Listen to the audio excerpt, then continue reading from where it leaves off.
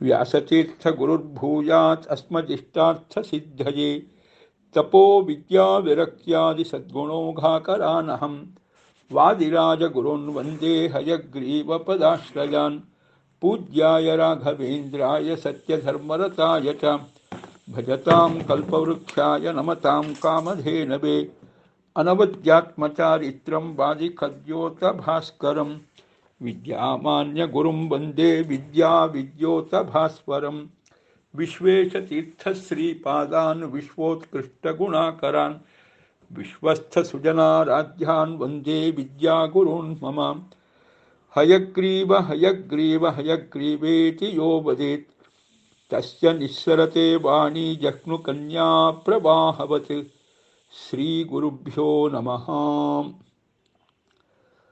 ಜನ್ಮಾದ್ಯಸ್ಯ ಯತೋನ್ಮಯಾತ್ ಇತರತಶ್ಚಾರ್ಥೇಷ್ವಭಿಘ್ನಸ್ವರಾಟ್ ತೇನೇ ಬ್ರಹ್ಮಹೃದಾಯ ಆದಿಕವಯೇ ಮುಹ್ಯಂತಿ M ಸೂರಯಃ ತೇಜೋವಾರಿಮೃದಾಂ ಯಥಾ ವಿನಿಮಯೋ ಯತ್ರ ತ್ರಿಸರ್ಗೋ ಮೃಷಾ ಧಾಮ್ನಾ ಸ್ವೇನ ಸದಾ ನಿರಸ್ತಕುಹಕಂ ಸತ್ಯಂ ಪರಂ ಧೀಮಹಿ. ಸೃಷ್ಟಿಸ್ಥಿತ್ಯಪ್ಯಯೇಹಾನಿಯತಿದೃಶಿತಮೋ ಬಂಧಮೋಕ್ಷಾಶ್ಚ ಯಸ್ಮಾತ್ ಅಸ್ಯ ಶ್ರೀ ಬ್ರಹ್ಮರುದ್ರಪ್ರಭೃತಿಸುರನರದ್ವೇಷಶತ್ರುತ್ಮಕಸ್ಯ ವಿಷ್ಣೋಃ ವ್ಯಸ್ತಾಃ ಸಮಸ್ತಾಃ ಸಕಲಗುಣನಿಧಿಃ ಸರ್ವದೋಷವ್ಯಪೇತಃ ಪೂರ್ಣಾನಂದೋ ವ್ಯಯೋ ಯೋ ಗುರುರಪಿ ಪರಮಃ ಚಿಂತಯೇತಂ ಮಹಾಂತಂ. ಓಷ್ಠಾಪಿಧಾನಾನಕುಲೀದಂತೆ ಪರಿವೃತಾಪವಿಃ ಸರ್ವಸ್ಯೈವಾಚ ಈಶಾನಾಚಾರು ಮಾಮಿಹ ವಾದಯೇತ್. ಶ್ರೀಮದ್ಭಾಗವತ ದಶಮಸ್ಕಂಧ 96ನೇಯ ಅಧ್ಯಾಯ ಶ್ರುತಿಗೀತೆಯಲ್ಲಿ ಮೊದಲನೆಯ ಪದ್ಯದ ಚಿಂತನೆಯನ್ನು ನಾವು ಸಮರ್ಪಣೆ ಮಾಡಿದ್ದೇವೆ. ಎರಡನೆಯ ಪದ್ಯ. ಬೃಹದುಪಲುಬ್ಧಮೇತದವಶೇಷತಯಾ ಯತ ಉದಗಾಹ ತಮಸಿ ಅಭಿಕೃತೆ ಅಭಿಕೃತಃ ಅತ ಋಷಯೋ ದಧುಸ್ತ್ವಯಿ ಮನೋವಚನಾಚರಿತಂ ಕಥಮಯಥಾ ಭವಂತಿ ಭುವಿ ದತ್ತಪತಾನಿ ನೃಣಾಂ. ಒಟ್ಟು ಅಭಿಪ್ರಾಯವನ್ನು ಹೀಗೆ ಸಂಗ್ರಹಿಸಬಹುದು. ದೇವರೇ, ನಿನ್ನ ಸ್ವರೂಪವು ಸರ್ವಾಧಿಕ ಗುಣಪೂರ್ಣ ಎಂದು ವೇದದಲ್ಲಿ ಕಂಡುಬರುತ್ತದೆ. ಪ್ರಕೃತಿಯ ಅಭಿಮಾನಿನಿ ಯಾವ ದುರ್ಗಾದೇವಿ ಇದ್ದಾಳೆ, ಅವಳಿಗಿಂತಲೂ ನೀನು ಉತ್ತಮ, ನಿರ್ವಿಕಾರನೂ ಕೂಡ. ಆದ್ದರಿಂದ ಇವನಿಗಿಂತ ಇವನು ಶ್ರೇಷ್ಠ ಎನ್ನುವ ತಾರತಮ್ಯದ ಸಾಲಿನಲ್ಲಿ ಕೊನೆಗೆ ಸರ್ವೋತ್ತಮನಾಗಿ ಉಳಿಯುವವನು ನೀನೇ. ಆದ್ದರಿಂದ ಜ್ಞಾನಿಗಳು ನಿನ್ನನ್ನೇ ಮನಸ್ಸಿನಿಂದ ತಿಳಿಯುತ್ತಾರೆ, ಮಾತಿನಿಂದ ಸ್ತುತಿಸುತ್ತಾರೆ, ಆಚರಣೆಯಿಂದ ಸೇವಿಸುತ್ತಾರೆ. ಅವರು ನಿನ್ನ ಸ್ವರೂಪದಲ್ಲಿ ಪೂರ್ಣತ್ವ ಎನ್ನುವ ಒಂದಂಶವನ್ನು ತಿಳಿಯಲು ಪ್ರಯತ್ನಿಸುತ್ತಾರೆ, ತಿಳಿಯುತ್ತಾರೆ ಅವರ ಯೋಗ್ಯತೆಗೆ ಅನುಗುಣವಾಗಿ. ಆ ಒಂದು ಪೂರ್ಣತ್ವ ಎನ್ನುವ ಗುಣವನ್ನು ತಿಳಿದರೂ ಅವರು ನಿನ್ನನ್ನು ತಿಳಿದ ಹಾಗೆ ಆಯಿತು. ಏಕೆಂದರೆ ಮಾನವರು ಭೂಮಿಯಲ್ಲಿ ಯಾವುದೇ ಒಂದು ಭಾಗದಲ್ಲಿ ಹೆಜ್ಜೆ ಇಟ್ಟರೂ ಅದು ಭೂಸಂಚಾರವಲ್ಲವೇ? ಅದನ್ನು ಭೂಸಂಚಾರವಲ್ಲ ಎಂದು ಹೇಳಲು ಸಾಧ್ಯವೇ? ಹೀಗೆ ಎರಡನೆಯ ಶ್ರುತಿ ಚಿಂತನೆ ಇದೆ. ಸ್ವಲ್ಪ ವಿಸ್ತಾರವಾಗಿ ನೋಡೋಣ. ಬೃಹದುಪಲುಬ್ಧಮೇತತ್ ಅಂತ ಇದೆ. ಬೃಹತ್ ಉಪಲುಬ್ಧಮೇತತ್. ದೇವರೇ, ನಿನ್ನ ಸ್ವರೂಪ ಬೃಹತ್ತಾಗಿ ತಿಳಿಯಲ್ಪಟ್ಟಿದೆ. ವೇದ ವಾಂಗ್ಮಯದಲ್ಲಿ, ಶಾಸ್ತ್ರ ವಾಂಗ್ಮಯದಲ್ಲಿ ನಿನ್ನ ಸ್ವರೂಪವನ್ನು ಬೃಹತ್ ಬೃಹತ್ ಎಂದು ಹೇಳುತ್ತಾರೆ.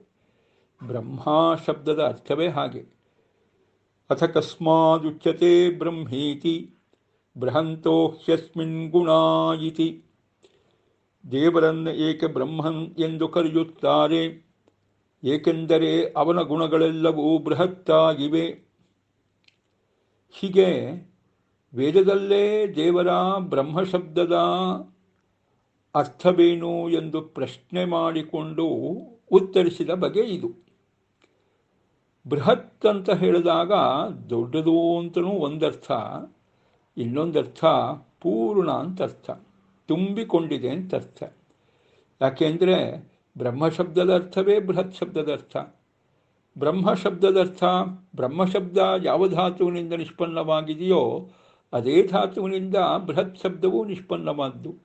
ಬೃಹಿ ವೃದ್ಧೌ ಅಂತ ಧಾತು, ಬೃಹಿ ಅಂತ ಕ್ರಿಯಾಪದ, ವೃದ್ಧೌ ಅಂತ ಹೇಳಿ ಅದಕ್ಕೆ ಅರ್ಥ. ಅದರಿಂದಾಗಿ ವೃದ್ಧ ಅಭಿವೃದ್ಧ ಅಂದರೆ ಪೂರ್ಣ ಅಂತ ಅರ್ಥ, ತುಂಬಿಕೊಂಡಿರೋದು.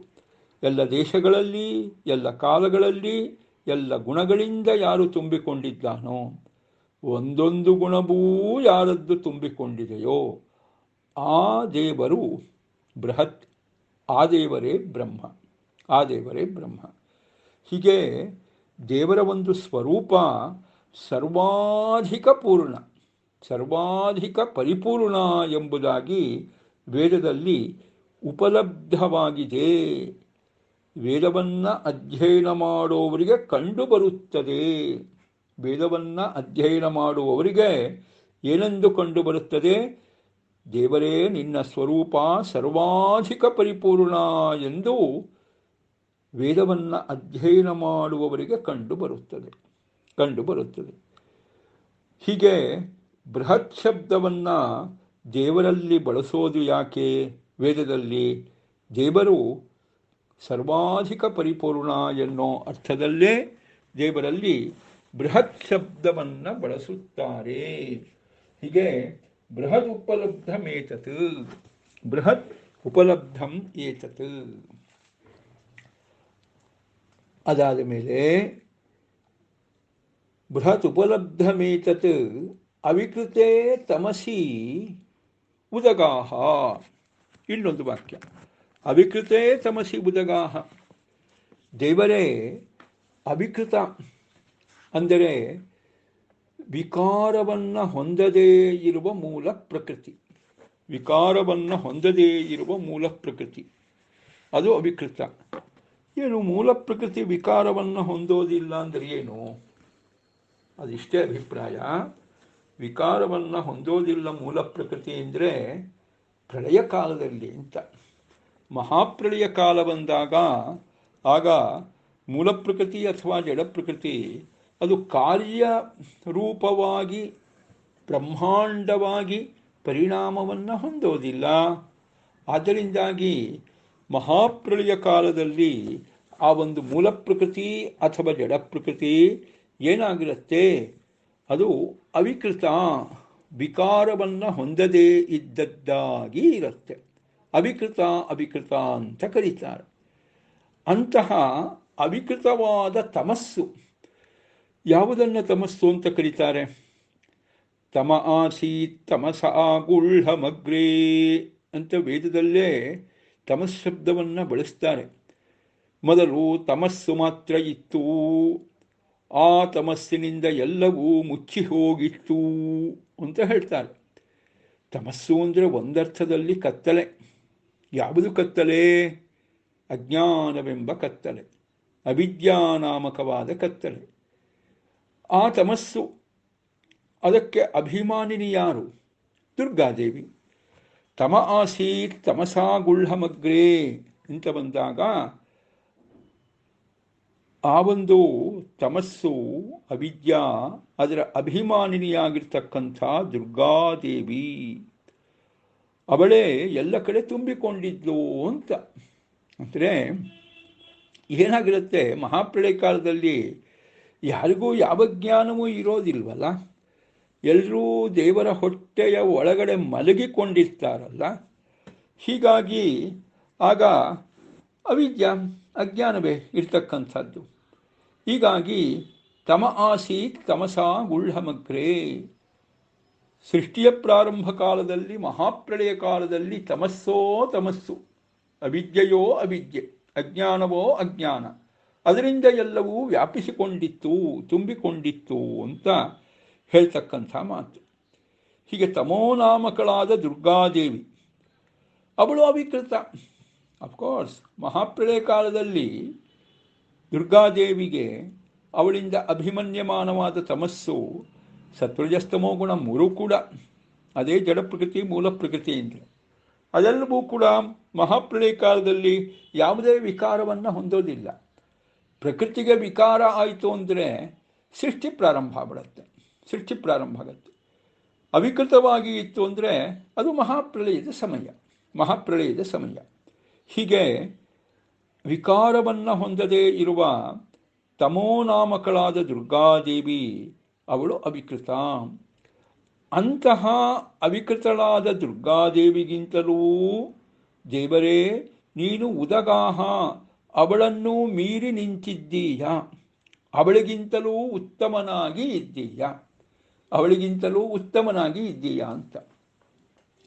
ಇದು ದೇವರ ಉತ್ತಮತ್ವ ಚಿಂತನೆಗೆ ಲಕ್ಷ್ಮೀದೇವಿ ತಮೋಭಿಮಾನಿನಿಯಾದವಳು ಇದ್ದಳು, ಅವಳಿಗಿಂತ ಉತ್ತಮ ಅಂತ ಯಾಕೆ ಹೇಳೋದು ಅಂತ. ಇದಿಷ್ಟೇನೆ.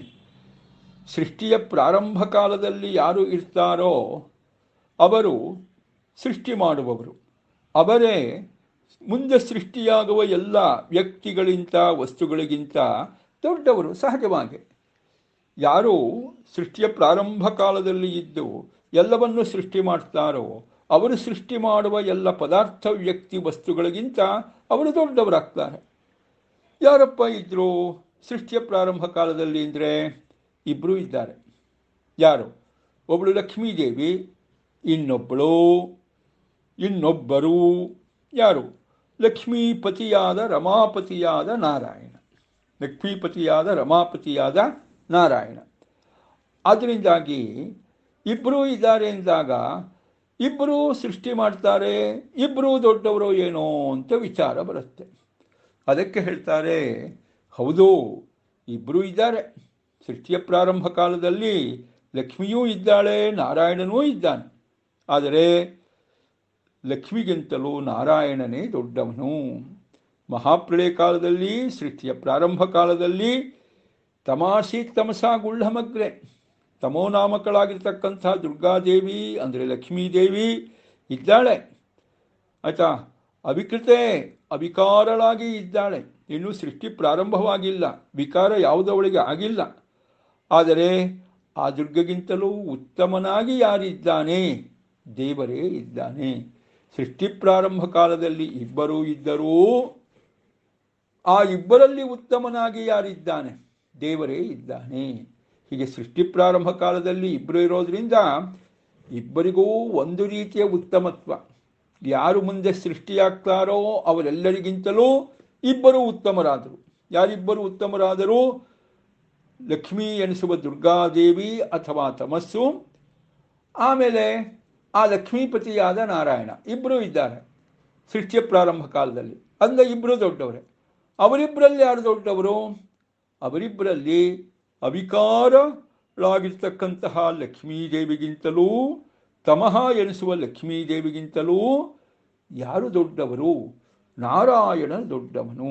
ನಾರಾಯಣ ದೊಡ್ಡವನು. ಹೀಗೆ ಸರ್ವತಂತ್ರ ಸ್ವತಂತ್ರನಾಗಿ ದೇವರು ದೊಡ್ಡವನು. ಅವಳ ಅಧೀನನಾಗಿ ವಿಶೇಷ ಪ್ರೀತಿಗೆ ಪಾತ್ರಳಾಗಿ ಜಡ ಪ್ರಕೃತಿ ಮೂಲ ಪ್ರಕೃತಿಯ ಅಭಿಮಾನಿನಿಯಾಗಿ ವಿಶೇಷವಾಗಿ ವಿಕಾರವನ್ನು ಹೊಂದದೇ ಇರುವ ಜಡ ಪ್ರಕೃತಿಯ ಅಭಿಮಾನಿನಿಯಾಗಿ ಯಾರಿದ್ದಾಳೆ? ಲಕ್ಷ್ಮೀದೇವಿ ಇದ್ದಾಳೆ. ವಸ್ತುತಃ ಇನ್ನೊಂದು ಚಿಂತನೆ ಇದರಲ್ಲಿ, ಆ ಸಂದರ್ಭದಲ್ಲಿ ಅವಳನ್ನ ಅಭಿಮಾನಿನಿ ಅಂತ ಕರೆಯೋ ಹಾಗಿಲ್ಲ. ಜಡ ಪ್ರಕೃತಿಯ ಅಭಿಮಾನಿನಿ ಅಂತ ಯಾವ ಸಂದರ್ಭದಲ್ಲಿ? ಆಯಿತಾ? ಮಲಗಿರುವ ಸಂದರ್ಭದಲ್ಲಿ ದೇವರು ಯೋಗನಿದ್ರೆಯನ್ನು ಮಾಡ್ತಾ ಇದ್ದಾನೆ. ಆಗ ಲಕ್ಷ್ಮೀದೇವಿಯು ಕೂಡ ದೇವರನ್ನು ಸ್ತೋತ್ರ ಮಾಡ್ತಾ ಇದ್ದಾಳೆ ಹೊರತು ಬೇರೆ ಯಾವ ಕೆಲಸವನ್ನೂ ಮಾಡ್ತಾ ಇಲ್ಲ. ಬೇರೆ ಯಾವ ಕೆಲಸವನ್ನು ಅಂದರೆ ಈ ಸೃಷ್ಟಿ ಕಾರ್ಯ ಯಾವುದೂ ಮಾಡ್ತಾ ಇಲ್ಲ. ಜಡ ಪ್ರಕೃತಿಗೆ ಅಭಿಮಾನಿನಿಯಾಗಿ ಅವಳು ಇದ್ದಾಳೆ ಅಂತ ಹೇಳೋ ಹಾಗಿಲ್ಲ. ಆ ಅಭಿಮಾನ ಪಟ್ಟವನ್ನು ಪುನಃ ದೇವರು ಮುಂದೆ ಕೊಡಬೇಕು. ಸೃಷ್ಟಿ ಪ್ರಾರಂಭ ಕಾಲದಲ್ಲಿ ದೇವರು ಕೊಡ್ತಾನೆ. ಕೊಟ್ಟಾಗ ಅವಳು ಅಭಿಮಾನಿನಿಯಾಗ್ತಾಳೆ. ಅದರಿಂದಾಗಿ ಈಗ ಅವಳು ಅವಿಕೃತವಾದ ತಮಸ್ಸಿನ ದೇವತೆ. ಹೌದು, ತಮಃ ಅಂತನೇ ಅವಳಿಗೆ ಹೆಸರು. ಆದರೆ ಈಗ ಅವಳು ಅಭಿಮಾನಿನಿಯ ಅಂದರೆ ಇಲ್ಲ. ಯಾಕೆಂದರೆ ಮಹಾಪ್ರಳಯ ಕಾಲ ಪ್ರಾರಂಭ ಆಗ್ತಾ ಇದ್ದ ಹಾಗೆ ಎಲ್ಲ ಅಭಿಮಾನ ಪಟ್ಟವೂ ಕೂಡ ದೇವರ ಬಳಿ ಹೊಟ್ಟೋಗುತ್ತೆ. ಎಲ್ಲ ಮಿನಿಸ್ಟ್ರಿನೇ ವಿಸರ್ಜನೆ ಆಗಿಬಿಟ್ಟು ರಾಷ್ಟ್ರಪತಿ ಆಡಳಿತ ಇರೋ ಸಂದರ್ಭದಲ್ಲಿ ಎಲ್ಲವೂ ದೇವರ ವಶದಲ್ಲೇ ಇರುತ್ತೆ. ಮುಂದೆ ದೇವರೇ ಅದೆಲ್ಲವನ್ನು ಕೂಡ ಒಬ್ಬೊಬ್ಬರಿಗೆ ಕೊಡ್ತಾ ಬರಬೇಕು. ಸೃಷ್ಟಿಯ ಪ್ರಾರಂಭ ಕಾಲದಲ್ಲಿ ಆ ಜಡ ಪ್ರಕೃತಿಯ ಪೋರ್ಟ್ಫೋಲಿಯೋವನ್ನು ಮೊದಲು ದೇವರು ಲಕ್ಷ್ಮೀದೇವಿಗೆ ಹಂಚ್ತಾನೆ. ಅಂದಿನಿಂದ ಅವಳು ಅಭಿಮಾನಿನಿ ಆಗ್ತಾಳೆ. ಆದ್ದರಿಂದ ಇಲ್ಲಿ ನಾವು ಚಿಂತನೆ ಮಾಡಬೇಕಾಗಿದ್ದರೆ ಏನಭಿಪ್ರಾಯ? ದುರ್ಗಾದೇವಿ ಇದ್ದಳು ಆಯಿತಾ? ಅವಳು ವಿಕಾರವನ್ನು ಹೊಂದದೇ ಇರುವ ಜಡ ಪ್ರಕೃತಿಯಪ್ಪ ಅವಳು. ಅದಕ್ಕೆ ಮೂಲ ಪ್ರಕೃತಿ ಅಂತ ಕರೀತಾರೆ, ಜಡ ಪ್ರಕೃತಿ ಅಂತಲೂ ಕರೀತಾರೆ ಅವಳನ್ನು. ಆಯಿತಾ? ವಿಕಾರ ಹೊಂದದೇ ಇರುವ ಅಂತ ಹೇಳೋ ಅಭಿಪ್ರಾಯ, ವಿಕಾರ ಹೊಂದಿಬಿಟ್ರೆ ಏನಾಗುತ್ತೆ? ಸೃಷ್ಟಿ ಕಾರ್ಯ ಪ್ರಾರಂಭ ಆಯಿತು ಅಂತ ಆಗ ದೇವರು ಅಭಿಮಾನ ಪಟ್ಟ ಕೊಟ್ಟಿದ್ದಾನೆ ಅಂತ ಅರ್ಥ. ವಿಕಾರ ಹೊಂದ್ತಾ ಇಲ್ಲ ಅಂತ ಹೇಳಿದ್ರೆ ಇನ್ನು ಸೃಷ್ಟಿ ಕಾರ್ಯ ಪ್ರಾರಂಭವಾಗಿಲ್ಲ. ಜಡ ಪ್ರಕೃತಿ ಮೂಲ ಪ್ರಕೃತಿ ಇದೆ, ಅದರ ಉಸ್ತುವಾರಿ ಯಾರ ಕೈಲಿದೆ? ದೇವರ ಕೈಲೇ ಇದೆ. ಮುಂದೆ ಅದನ್ನು ಲಕ್ಷ್ಮೀದೇವಿಗೆ ದೇವರು ವಹಿಸಿಕೊಡ್ತಾನೆ ಅಂತ ಹೇಳೋ ವಿಚಾರ. ಹೀಗೆ ಅವಿಕೃತೆ ತಮಸಿ, ವಿಕಾರವನ್ನು ಹೊಂದದೇ ಇರುವ ಮೂಲ ಪ್ರಕೃತಿ ಜಡ ಪ್ರಕೃತಿ ಏನಿದೆ ಅದಕ್ಕಿಂತಲೂ ಉತ್ತಮನಾಗಿ ಇದ್ದೀಯಾ. ಇಲ್ಲಿ ಅವಿಕೃತೆ ಅಂತ ಸಪ್ತಮಿ ಭಕ್ತಿ ಇದೆ, ಆದರೂ ಕೂಡ ಅದಕ್ಕೆ ಪಂಚಮಿ ಭಕ್ತಿಯ ಅರ್ಥವನ್ನು ಇಟ್ಟುಕೊಂಡು ಅವಿಕೃತಳಾದ ಲಕ್ಷ್ಮೀದೇವಿಗಿಂತಲೂ ಲಕ್ಷ್ಮೀದೇವಿಯ ದೆಸೆಯಿಂದಲೂ ಈ ಭಗವಂತ ಉದಗಾಹ ಉತ್ತಮನಾಗಿ ಸರ್ವೋತ್ತಮನಾಗಿ ಇದ್ದಾನೆ. ಆಮೇಲೆ ಅವಶೇಷತೆಯ ಬೃಹತ್, ಇನ್ನೊಂದು ವಾಕ್ಯ, ಅವಶೇಷತೆಯ ಬೃಹತ್, ಉಳಿದವನಾಗಿ ದೊಡ್ಡವನು.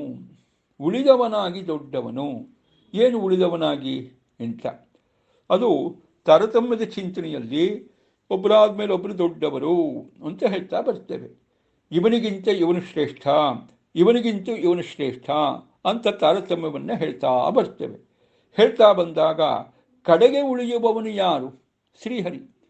ಇಂದ್ರಿಯೇಭ್ಯ ಪರಾಖ್ಯರ್ಥಾ ಅರ್ಥೇಭ್ಯಶ್ಚ ಪರಂ ಮನಃ, ಮನಸಸ್ತು ಪರಾ ಬುದ್ಧಿ, ಬುದ್ಧೇರಾತ್ಮ ಮಹಾನ್ ಪರಃ, ಮಹತಃ ಪರಂ ಅವ್ಯಕ್ತಂ, ಅವ್ಯಕ್ತಾತ್ ಪುರುಷಃ ಪರಃ, ಪುರುಷಾನ್ನ ಪರಂ ಕಿಂಚಿತ್, ಸಾ ಕಾಷ್ಠಾ ಸಾ ಪರಾಗತಿ.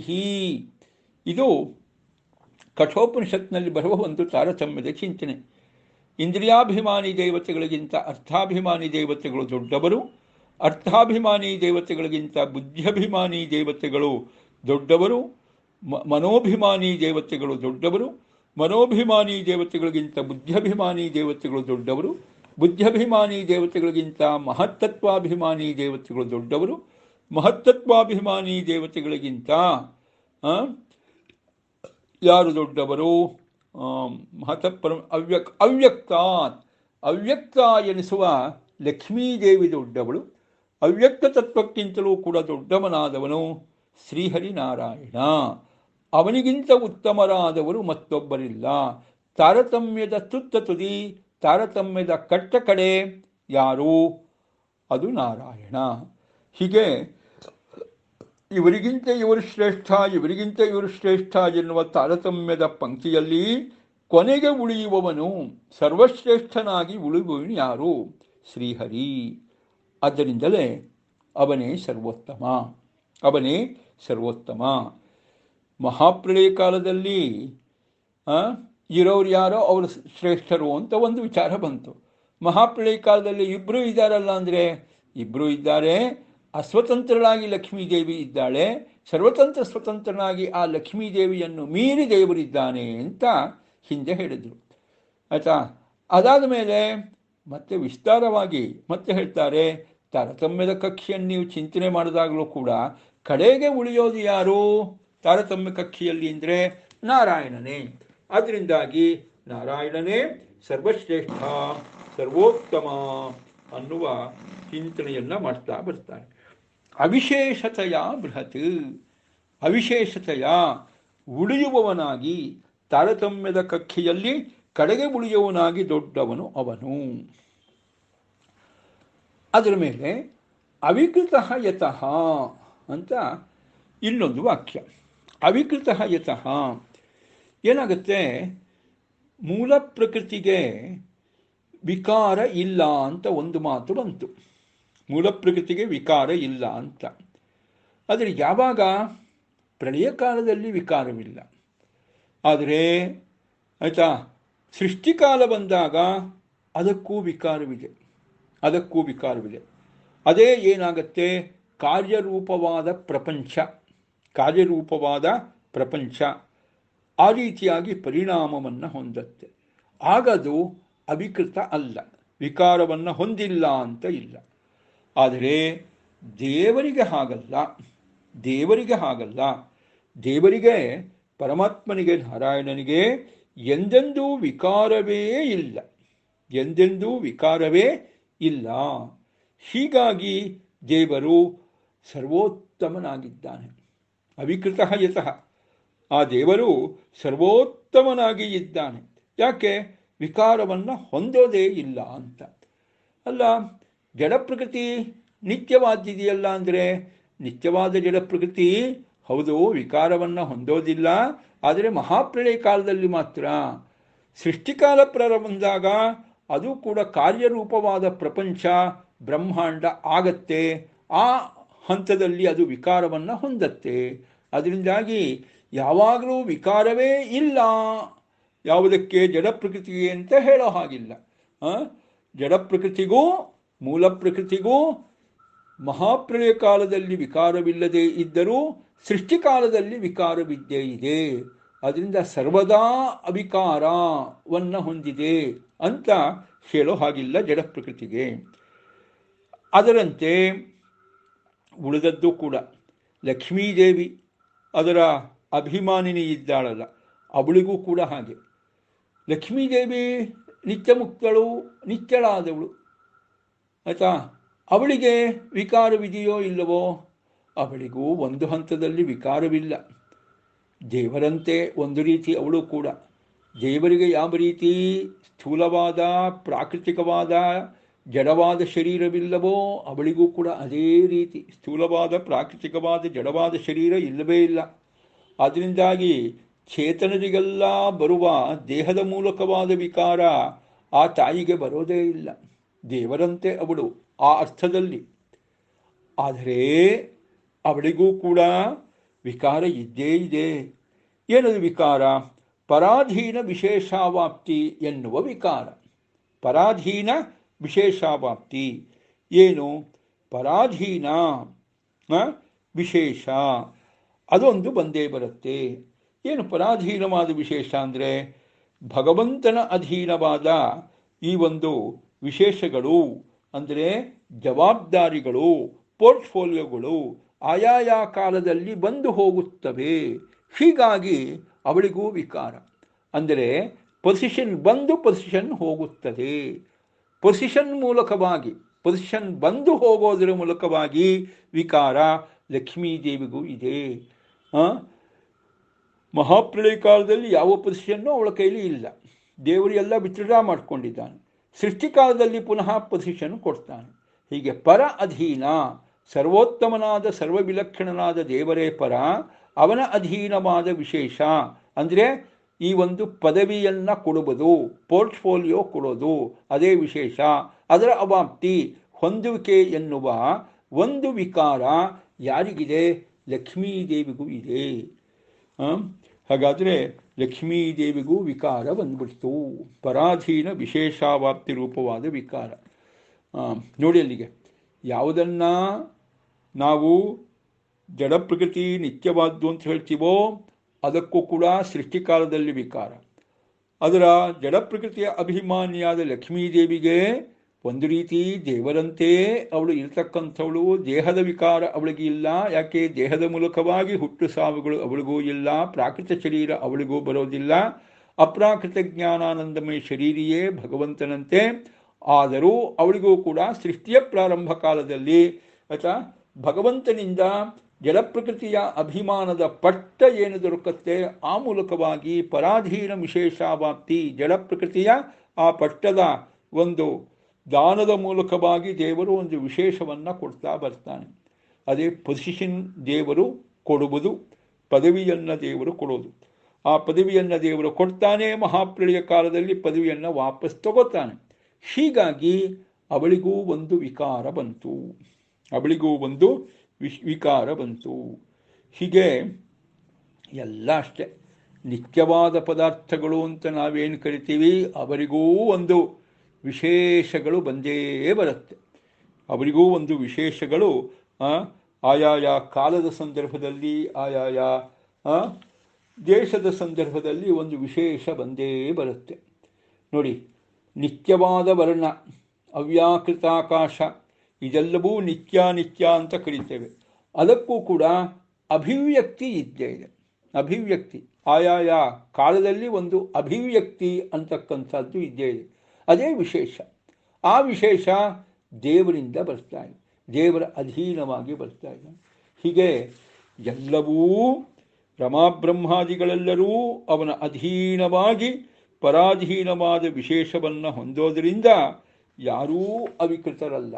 ನಿತ್ಯವಾದ ವರ್ಣ, ಅವ್ಯಾಕೃತ ಆಕಾಶಾದಿಗಳಿಗೂ ಅಭಿವ್ಯಕ್ತಿ ಮೊದಲಾದ ವಿಶೇಷಗಳು ಶ್ರೀಹರಿಯ ಅಧೀನವಾಗಿ ಬರೋದರಿಂದಾಗಿ ಅವರೂ ಅವಿಕೃತರಲ್ಲ. ಶ್ರೀಹರಿಯೊಬ್ಬನೇ ಅವಿಕೃತ. ಹೀಗಾಗಿ ಶ್ರೀಹರಿಯೇ ಸರ್ವೋತ್ತಮ. ಒಟ್ಟಿನಲ್ಲಿ ಸ್ವಾರಸ್ಯ, ಇಲ್ಲಿ ಬಂದಿರೋ ಎಲ್ಲ ವಾಕ್ಯಗಳ ಮೂಲಕ ಸಮರ್ಥನೆ ಮಾಡೋದೇನೆಂದರೆ ಶ್ರೀಹರಿ ಸರ್ವೋತ್ತಮ ಅಂತಾನೆ.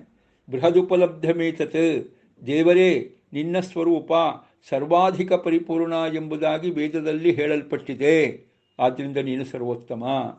ಅವಿಕೃತೆ ತಮಸಿ ಉದಗಾಹ, ಮಹಾಪ್ರಳಯ ಕಾಲದಲ್ಲಿ ವಿಕಾರವನ್ನು ಹೊಂದದೇ ಇರುವ ಮೂಲ ಪ್ರಕೃತಿ ಜಡಪ್ರಕೃತಿ ತಮಸ್ಸು ಅಂತ ಏನು ಹೆಸರಿದೆ, ಅವಳಿಗಿಂತಲೂ ಉತ್ತಮನಾಗಿ ಇದ್ದಿ, ಆದ್ದರಿಂದ ನೀನು ಏನಾಗಿದ್ದಿ, ಸರ್ವೋತ್ತಮ. ಅದಾದ ಮೇಲೆ ತಾರತಮ್ಯ ಕಕ್ಷೆಯಲ್ಲಿ ಕಡೆಯದಾಗಿ ಉಳಿಯುವವನು ನೀನೇ, ಆದ್ದರಿಂದಲೂ ಸರ್ವೋತ್ತಮ. ಅದಾದ ಮೇಲಿಂದ ಜಗತ್ತಿನಲ್ಲಿ ಉಳಿದವರೆಲ್ಲರೂ ಒಂದಲ್ಲ ಒಂದು ವಿಕಾರಕ್ಕೆ ಒಳಗಾಗ್ತಾರೆ. ವಿಕಾರಕ್ಕೆ ಒಳಗಾಗದೇ ಇರುವ ವ್ಯಕ್ತಿ ನೀನೊಬ್ಬನೇ, ಆದ್ದರಿಂದ ನೀನು ಸರ್ವೋತ್ತಮ ಅಂತ ದೇವರ ಸರ್ವೋತ್ತಮತ್ವಕ್ಕೆ 4 ವಾಕ್ಯಗಳ ಮೂಲಕವಾಗಿ ವಿಶೇಷವಾದ ಕಾರಣವನ್ನು ಕೊಡ್ತಾ ಬಂದರು. ಹೀಗೆ ದೇವರೇ ನೀನು ಸರ್ವೋತ್ತಮನಾದ ಕಾರಣದಿಂದಲೇ ಅತಃ ಋಷಯಃ ಮನೋವಚನಾಚರಿತಂ ತ್ವಯಿ ದಧುಃ ಅಂತ ಮುಂದಿನ ವಾಕ್ಯ. ಆದ್ದರಿಂದ ಜ್ಞಾನಿಗಳು ಸರ್ವಾಧಿಕ ಪೂರ್ಣ ನೀನೇ ಎಂದು ತಿಳಿದು ನಿನ್ನಲ್ಲಿಯೇ ಮನಸ್ಸನ್ನು ಇಡ್ತಾರೆ, ನಿನ್ನ ಕುರಿತಾದ ಮಾತುಗಳನ್ನೇ ಆಡ್ತಾರೆ, ನಿನ್ನನ್ನು ಚಿಂತಿಸಿಕೊಂಡು ನಿನ್ನ ಅನುಗ್ರಹವನ್ನು ಇಷ್ಟಪಡ್ತಾ ಬೇರೆ ಬೇರೆ ಆಚರಣೆಗಳನ್ನು ಕರ್ಮಾನುಷ್ಠಾನವನ್ನು ಮಾಡ್ತಾರೆ. ಹೀಗೆ ಮನಸ್ಸಿನಲ್ಲಿ ನಿನ್ನನ್ನು ನೆನೆಯುತ್ತಾರೆ, ಮಾತಿನಲ್ಲಿ ನಿನ್ನ ಗುಣಗಾನವನ್ನು ಮಾಡುತ್ತಾರೆ, ಆಚರಣೆಯಲ್ಲಿ ನಿನ್ನ ಆರಾಧನೆಯನ್ನೇ ಮಾಡ್ತಾರೆ. ಯಾಕೆ? ನೀನು ಸರ್ವಜ್ಞನಾದ್ದರಿಂದ, ಸರ್ವೋತ್ತಮನಾದ್ದರಿಂದ. ದೇವರು ಸರ್ವೋತ್ತಮ ಆದ ಕಾರಣದಿಂದಲೇ, ಆ ಕಾರಣದಿಂದಲೇ ಋಷಿಗಳಾದವರು ಅಂತ. ಯಾರ್ಯಾರೋ ಆಚರಣೆ ನಮಗೆ ಪ್ರಮಾಣವಲ್ಲ, ಜ್ಞಾನಿಗಳ ಆಚರಣೆ ಪ್ರಮಾಣ. ಜ್ಞಾನಿಗಳು ಯಾರು? ಋಷಿಗಳು ಜ್ಞಾನಿಗಳೇನಿದ್ದಾರೆ, ತ್ವಯಿ ಮನೋವಚನಾಚರಿತಂ ದಧುಹು. ಆಯ್ತಾ? ನಿನ್ನನ್ನು ಸರ್ವೋತ್ತಮ ಎಂದು ತಿಳಿದು ಸರ್ವಾಧಿಕ ಪರಿಪೂರ್ಣ ನೀನೇ ಎಂದು ತಿಳಿದು ಏನು ಮಾಡ್ತಾ ಇದ್ದಾರೆ? ಮನೋವಚನ ಆಚರಿತ 3 ಕೂಡ ನಿನಗೆ ಮೀಸಲಾಗಿಟ್ಟಿದ್ದಾರೆ. ಮನಸ್ಸನ್ನು ನಿನ್ನಲ್ಲೇ ನೆಲೆಗೊಳಿಸ್ತಾರೆ, ಅಂದರೆ ಮನಸ್ಸಿನಿಂದ ನಿನ್ನನ್ನೇ ಯಾವತ್ತೂ ಸ್ಮರಣೆ ಮಾಡ್ತಾ ಇರ್ತಾರೆ. ಮಾತಿನವನ್ನು ನಿನಗೆ ಮೀಸಲಾಗಿಟ್ಟಿದ್ದಾರೆ, ಅಂದರೆ ಅವರು ಏನು ಮಾತನಾಡಿದರೂ ಕೂಡ ನಿನ್ನ ಗುಣಗಾನವೇ ಅವರ ಮಾತಿನಲ್ಲಿ ತುಂಬಿರುತ್ತೆ. ಕಾಡು ಹರಟೆಯನ್ನು, ಲೌಕಿಕವಾದ ವಿಚಾರಗಳನ್ನು ಅವರು ಮಾತನಾಡೋದಿಲ್ಲ, ಮಾತಿನಲ್ಲಿ ನಿನ್ನ ಗುಣಗಾನವನ್ನೇ ಮಾಡ್ತಾ ಇರ್ತಾರೆ. ಆಮೇಲೆ ಆಚರಿತ, ಅವರ ಆಚರಣೆ ಏನಿದೆ ಅದೆಲ್ಲವೂ ಕೂಡ, ಅವರ ಎಲ್ಲ ಆಚರಣೆಯು ನಿನ್ನ ಆರಾಧನಾರೂಪವಾಗಿ, ದೇವರ ಪೂಜಾರೂಪವಾಗಿ ಇರುತ್ತೆ. ಹೀಗೆ ನೀನು ಸರ್ವೋತ್ತಮ ಸರ್ವಾಧಿಕ ಪೂರ್ಣ ಎನ್ನುವ ಕಾರಣದಿಂದಲೇ ಜ್ಞಾನಿಗಳಾಗಿರ್ತಕ್ಕಂಥವರು ಮನಸ್ಸನ್ನು ನಿನ್ನಲ್ಲಿ ಇಟ್ಟು ಮಾತಿನಿಂದ ನಿನ್ನನ್ನೇ ಕೇಳುತ್ತಾ ಎಲ್ಲ ಆಚರಣೆಯನ್ನು ನಿನ್ನ ಪೂಜಾರೂಪವಾಗಿ ಮಾಡಿ ನಿನಗೆ ಸಮರ್ಪಣೆ ಮಾಡ್ತಾರೆ. ಈ ಮೂಲಕವಾಗಿ ದೇವರೇ ನಿನ್ನ ಸರ್ವೋತ್ತಮತ್ವವನ್ನು ಮತ್ತಷ್ಟು ಜಗತ್ತಿಗೆ ತಿಳಿಸಿಕೊಡ್ತಾ ಇದ್ದಾರೆ. ಮುಂದಿನ ವಾಕ್ಯ, ಅತಃ ಭುವಿ ನೃಣಾಂ ದತ್ತಪತಾನಿ ಕಥಂ ಅಯಥಾ ಭವಂತಿ. ಏನು ಹೇಳ್ತಾರೆ? ಭೂಪ್ರದಕ್ಷಿಣೆ ಮಾಡಿ ಪುಣ್ಯ ಗಳಿಸ್ಬೇಕು ಅಂತ. ಭೂಪ್ರದಕ್ಷಿಣೆ ಮಾಡಲಿಕ್ಕೆ ಸಾಧ್ಯನಾ? ಸಂಕಲ್ಪ ಮಾಡಿಬಿಡೋದು, ಭೂಪ್ರದಕ್ಷಿಣಂ ಕರಿಷ್ಯೇ ಅಂತ ಸಂಕಲ್ಪ ಮಾಡಿಬಿಡೋದು. ಸಂಕಲ್ಪ ಮಾಡಿಬಿಟ್ಟು ಭೂಪ್ರದಕ್ಷಿಣೆ ಮಾಡಬೇಕು ಅಂದ್ರೆ ಏನ್ರಿ? ಮತ್ತೆ ಎಲ್ಲಾದರೂ ಒಂದು ಎಲ್ಲಿ ಹೋಗಬೇಕು? ಮತ್ತೆ ನಾವು ಯಾವುದಾದ್ರೂ ಒಂದು ವ್ಯೋಮನೌಕೆ, ಆಕಾಶ ನೌಕೆ ತಗೊಂಡು ಅದರಲ್ಲಿ ಕೂತ್ಕೊಂಡು ಮತ್ತೆ ಸಂಚಾರ ಮಾಡಬೇಕು. ಭೂಮಿಗೆ ರೌಂಡ್ ಬರಬೇಕಷ್ಟೆ. ಸದ್ಯಕ್ಕೆ ಬೇರೆ ಏನು ಮಾಡಲಿಕ್ಕೆ ಬರಲ್ಲ. ಆದರೆ ಹಾಗೆ ಯಾರೂ ಮಾಡಲ್ಲ. ಯಾರೋ ಆಸ್ಟ್ರೋನಾಟ್ಸ್ ಮಾಡ್ತಾರೆ ಅಷ್ಟೇ ವಿಚಾರ. ಆದರೆ ಅವ್ರು ಯಾರು ಸಂಕಲ್ಪ ಮಾಡಿ ಹೋಗೋದಿಲ್ಲ, ಒಟ್ಟು ಹೋಗ್ತಾರೆ ಪಾಪ. ಮೇಲೆ ಹೋಗಿ ಕಳಿಸ್ತಾರೆ, ಅದಕ್ಕೋಸ್ಕರ ಅವರು ಹೋದ್ರು ಅಷ್ಟೆ. ಸಂಕಲ್ಪ ಮಾಡಿ ಯಾರು ಭೂಪ್ರದಕ್ಷಿಣೆ ಮಾಡೋರು ಹಾಗೆ ಆಸ್ಟ್ರೋನಾಟ್ಸ್ ಥರ ಯಾರೂ ಹೋಗೋರು ಇಲ್ಲ. ಹಾಗಾದರೆ ಭೂಪ್ರದಕ್ಷಿಣೆ ಮಾಡಿ ಸಂಕಲ್ಪ ಮಾಡಿದ ಮೇಲೆ ಭೂಪ್ರದಕ್ಷಿಣೆ ಮಾಡೋದು ಹೇಗೆ ಅಂತ ವಿಚಾರ. ಅವರು ಭೂಪ್ರದಕ್ಷಿಣಂ ಕರಿಷ್ಯೆ ಅಂತ ಹೇಳ್ತಾರೆ, ಸಂಕಲ್ಪ ಮಾಡ್ತಾರೆ. ಆದರೆ ಭೂಮಿಯ ಯಾವುದೋ ಒಂದು ಭಾಗದಲ್ಲಿ ಸಂಚಾರ ಮಾಡ್ತಾರೆ, ಅಷ್ಟರಿಂದಲೇ ಭೂಪ್ರದಕ್ಷಿಣ ಆಯಿತು, ಭೂಮಿಯ ಸಂಚಾರ ಆಯಿತು ಅಂತ ಅವರು ಚಿಂತನೆ ಮಾಡ್ತಾರೆ. ಅವರ ಚಿಂತನೆ ತಪ್ಪೇನಲ್ಲ, ಸರಿನೇ ಅಂದ್ಬಿಟ್ರು. ತಪ್ಪೇನಲ್ಲ, ಸರಿನೇ ಅಂತ. ಇದು ಹೇಗೆ ಅಂತ, ಇದು ಇಷ್ಟೇನೆ. ಭೂಪ್ರದಕ್ಷಿಣೆ ನಿಮಗೆ ಗೊತ್ತಾಗಲಿಕ್ಕಿಲ್ಲ. ನಾವೇನು ಕೆಲಸ ಮಾಡೋಣ, ಬದರಿ ಸಂಚಾರ ಅಂತ ನಾವು ಉದಾಹರಣೆ ಇಟ್ಕೊಳ್ಳೋಣ, ಆಗ ಗೊತ್ತಾಗುತ್ತೆ ನಮಗೆ. ನಾವೇನು ಹೇಳ್ತೀವಿ? ಬೆಂಗಳೂರಲ್ಲಿದ್ದವರು ಏನು ಹೇಳ್ತೀವಿ? ಬದರಿ ಸಂಚಾರ ಮಾಡಿ ಬರ್ತೀವಿ ಅಂತ ಹೇಳಿ ಹೊರಟ್ರೆ ಬದರಿ ಸಂಚಾರ ಮಾಡ್ತೀವಿ ಅಂತ ಲೆಕ್ಕಾಚಾರ. ಬದರಿ ಅಂದರೆ ಹಿಮಾಲಯದಲ್ಲಿರ್ತಕ್ಕಂಥ ದೊಡ್ಡ ಜಾಗಪ್ಪ. ಅಲ್ಲಿ ಹೋಗಿ ಏನು ಸಂಚಾರ ಮಾಡ್ತೀವ್ರಿ? ಅಲ್ಲಿ ಹೋಗಿ ನಾವು ಎಲ್ಲಿ ಉಳ್ಕೊಂಡಿರ್ತೀವೋ ಅಲ್ಲಿ ಹೋಗಿ ಫಸ್ಟು ಕಾಲು ಊರಿದ್ದಾಯಿತು. ಆಮೇಲೆ ಚಳಿ ಏನೂ ಮಾಡೋ ಹಾಗಿಲ್ಲ. ಮತ್ತೆ ಹೋಗಿದ್ದು ಬಿಸಿನೀರು ಕೊಂಡದಲ್ಲಿ ಮುಳುಗಿದ್ದು ಆಯಿತಾ. ಆಮೇಲೆ ಎದ್ದು ಬಂದು ಏನಾದರೂ ಯಾರಾದರೂ ಗಂಗೆ ನೀರು ತಂದು ಕೊಟ್ಟರೆ ಒಂದು ಪ್ರೋಕ್ಷಣೆ ಮಾಡಿಕೊಂಡು ಬದ್ರೀನಾರಾಯಣನ ಮಂದಿರಕ್ಕೆ ಹೋಗಿದ್ದು, ಒಂದು ದರ್ಶನ ಮಾಡಿಕೊಂಡು ಆಯಿತಾ, ಮಂಗಳಾರತಿ ನೋಡ್ಕೊಂಡು ವಾಪಸ್ ಬಂದದ್ದು. ಪುನಃ ನಾವು ಎಲ್ಲಿ ಇಳ್ಕೊಂಡಿದ್ದೇವೋ ಅಲ್ಲಿ ಇಳ್ಕೊಂಬಿಡೋದು ಬಂದು. ಮತ್ತು ಚಳಿ ರೂಮ್ ಒಳಗೆ ಹೋಗ್ಕೊಂಡ್ಬಿಟ್ಟು ಅಲ್ಲೇ ಸೇರ್ಕೊಂಡ್ಬಿಡ್ತೀವಿ. ಒಂದು ದಿವಸದಲ್ಲಿ ಇಷ್ಟು ಕತೆ ಮುಗಿಯುತ್ತೆ. ಮಾರನೇ ದಿವಸಷ್ಟೊತ್ತಿಗೆ ಅಷ್ಟಾಗೋಷ್ಟೊತ್ತಿಗೆ ಒಂದು ದಿವಸದ್ದು ಸುಸ್ತಾಗಿರುತ್ತೆ, ಹೊರಟೇ ಬಿಡೋದು. ಇದೇ ನಮ್ಮ ಬದರಿ ಸಂಚಾರ ಅಂದರೆ ಇಷ್ಟು ಕಥೆ. ಅಲ್ರಿ, ಬದರಿ ಅಂದಿರೋ ಒಂದು ದೇಶ ನಿಜವಾಗಿ ಚಿಕ್ಕದೆ, ಅಂಥದ್ದೇನು ಜಾಸ್ತಿ ಇಲ್ಲ ಆಯಿತಾ. ಅಲ್ಲೂ ಕೂಡ ನಾವೇನಾದರೂ ವಸುಧಾರಕ್ಕೆ ಹೋಗೋದು ಬಹಳ ಅಪರೂಪ. ಏನೋ ಕೆಲವರು ಹೋಗಿ ಬರ್ತೀವಿ. ಅಲ್ಲಿಗೆ ಕಥೆ ಮುಗೀತು ನಮ್ಮದು ಆಯಿತಾ. ಇಡೀ ಬದರಿಯಲ್ಲಿ ಒಂದು ಸರ್ತಿ ಹೆಜ್ಜೆ ಮೇಲೆ ಹೆಜ್ಜೆ ಇಟ್ಟುಬಿಟ್ಟು ಇಡೀ ಬದರಿಯಲ್ಲಿ ಏನಾದರೂ ಸಂಚಾರ ಮಾಡಿದ್ದು ಏನೂ ಇಲ್ಲ ರೀ. ಅಥವಾ ತಿರುಪತಿಗೆ ಹೋಗಿ ಬರ್ತೀವಿ ಅಂತ ಹೇಳಿದ್ರೂ ಇದೇ ಕಥೆನೇ. ಬಸ್ಸಲ್ಲಿ ಹೋಗಿ ಬಸ್ಸಲ್ಲಿ ಬರೋದು. ಅಥವಾ ಬೆಟ್ಟ ಹತ್ತಿದ್ವಿ ಅಂತ ಇಟ್ಕೊಂಡ್ರು ಯಾವುದೋ ಒಂದು ಭಾಗದಲ್ಲಿ ಬೆಟ್ಟ ಒಂದು ಹತ್ತಲಿಕ್ಕೆ ಒಂದಿಷ್ಟು ಮೆಟ್ಲಿದೆ, ಆ ಮೆಟ್ಲು ಹತ್ಕೊಂಡು ಹೋಗ್ತೀವಿ ಬರ್ತೀವಿ ಹೊರತು ಇಡೀ ಸಪ್ತಗಿರಿ ಏನಿದೆ ಎಲ್ಲ ಸಪ್ತಗಿರಿಯಲ್ಲಿ ನಾವೇನು ಹೆಜ್ಜೆ ಇಟ್ಟು ಸಂಚಾರ ಮಾಡೋದಿಲ್ಲ. ಆದರೂ ತಿರುಪತಿ ಪ್ರದಕ್ಷಿಣೆ ಆಯಿತು, ತಿರುಪತಿ ಯಾತ್ರೆ ಆಯಿತು, ಹಾಗೆ ಬದ್ರಿ ಯಾತ್ರೆ ಆಯಿತು. ನಾವು ಹೆಜ್ಜೆ ಇಟ್ಟಿದ್ದು ಅಲ್ಲಿ ಎಲ್ಲೋ ಒಂದು ಚಿಕ್ಕ ಜಾಗದಲ್ಲಿ, ಚಿಕ್ಕ ಪ್ರದೇಶದಲ್ಲಿ. ಆದರೂ ಬದ್ರಿ ಯಾತ್ರೆ ಆಯಿತಾ? ಆಯಿತು ಅಂತೀವಿ. ತಿರುಪತಿ ಯಾತ್ರೆ ಆಯಿತಾ? ಆಯಿತು ಅಂತೀವಿ. ಇದೆ ಅದೇ ರೀತಿ ಭೂಪ್ರದಕ್ಷಿಣೆ ಅಂತ. ಭೂಪ್ರದಕ್ಷಿಣೆ ಯಾಕೆ ಅಂತ, ಅದು ಒಂದು ದೊಡ್ಡ ಯಾತ್ರೆ ರೀ. ನಾವು ಯಾವ ರೀತಿ ಬದ್ರಿ ಯಾತ್ರೆ ಎಲ್ಲ ಇದೆಯೋ ಹಾಗೆ ಭೂಪ್ರದಕ್ಷಿಣೆ ಕೂಡ ಬಹಳ ದೊಡ್ಡ ಯಾತ್ರೆ. ಅದು ಕೂಡ ಭೂಮಿಯಲ್ಲಿ ಎಷ್ಟೆಷ್ಟು ಕ್ಷೇತ್ರಗಳಿದೆ, ಎಲ್ಲ ಕ್ಷೇತ್ರಗಳಿಗೆ ಹೋಗಿ ಬರೋದು ಬಹಳ ಕಷ್ಟದ ವಿಚಾರ ಅಲ್ವಾ.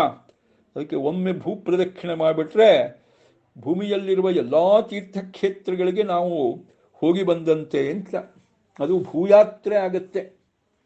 ಆದರೆ ನಾವೆಲ್ಲಿ ಭೂಪ್ರದಕ್ಷಿಣೆ ಸಂಕಲ್ಪ ಮಾಡ್ತೀವಿ, ಒಂದು ಕಡೆ ಹೆಜ್ಜೆ ಇಡೋದು ಮಾಮೂಲಿಯಾಗಿ ತಿರುಪತಿ ಯಾತ್ರೆ, ಇನ್ನೊಂದು ಯಾತ್ರೆ ಕಥೆನೇ. ಹಾಗಾದ್ಮೇಲೆ ಇನ್ನು ಭೂಪ್ರದಕ್ಷಿಣೆ ಮಾಡೋ ವಿಚಾರ, ಭೂಮಿ ಯಾತ್ರೆ ಮಾಡೋ ವಿಚಾರ ಎಲ್ಲಿಂದ?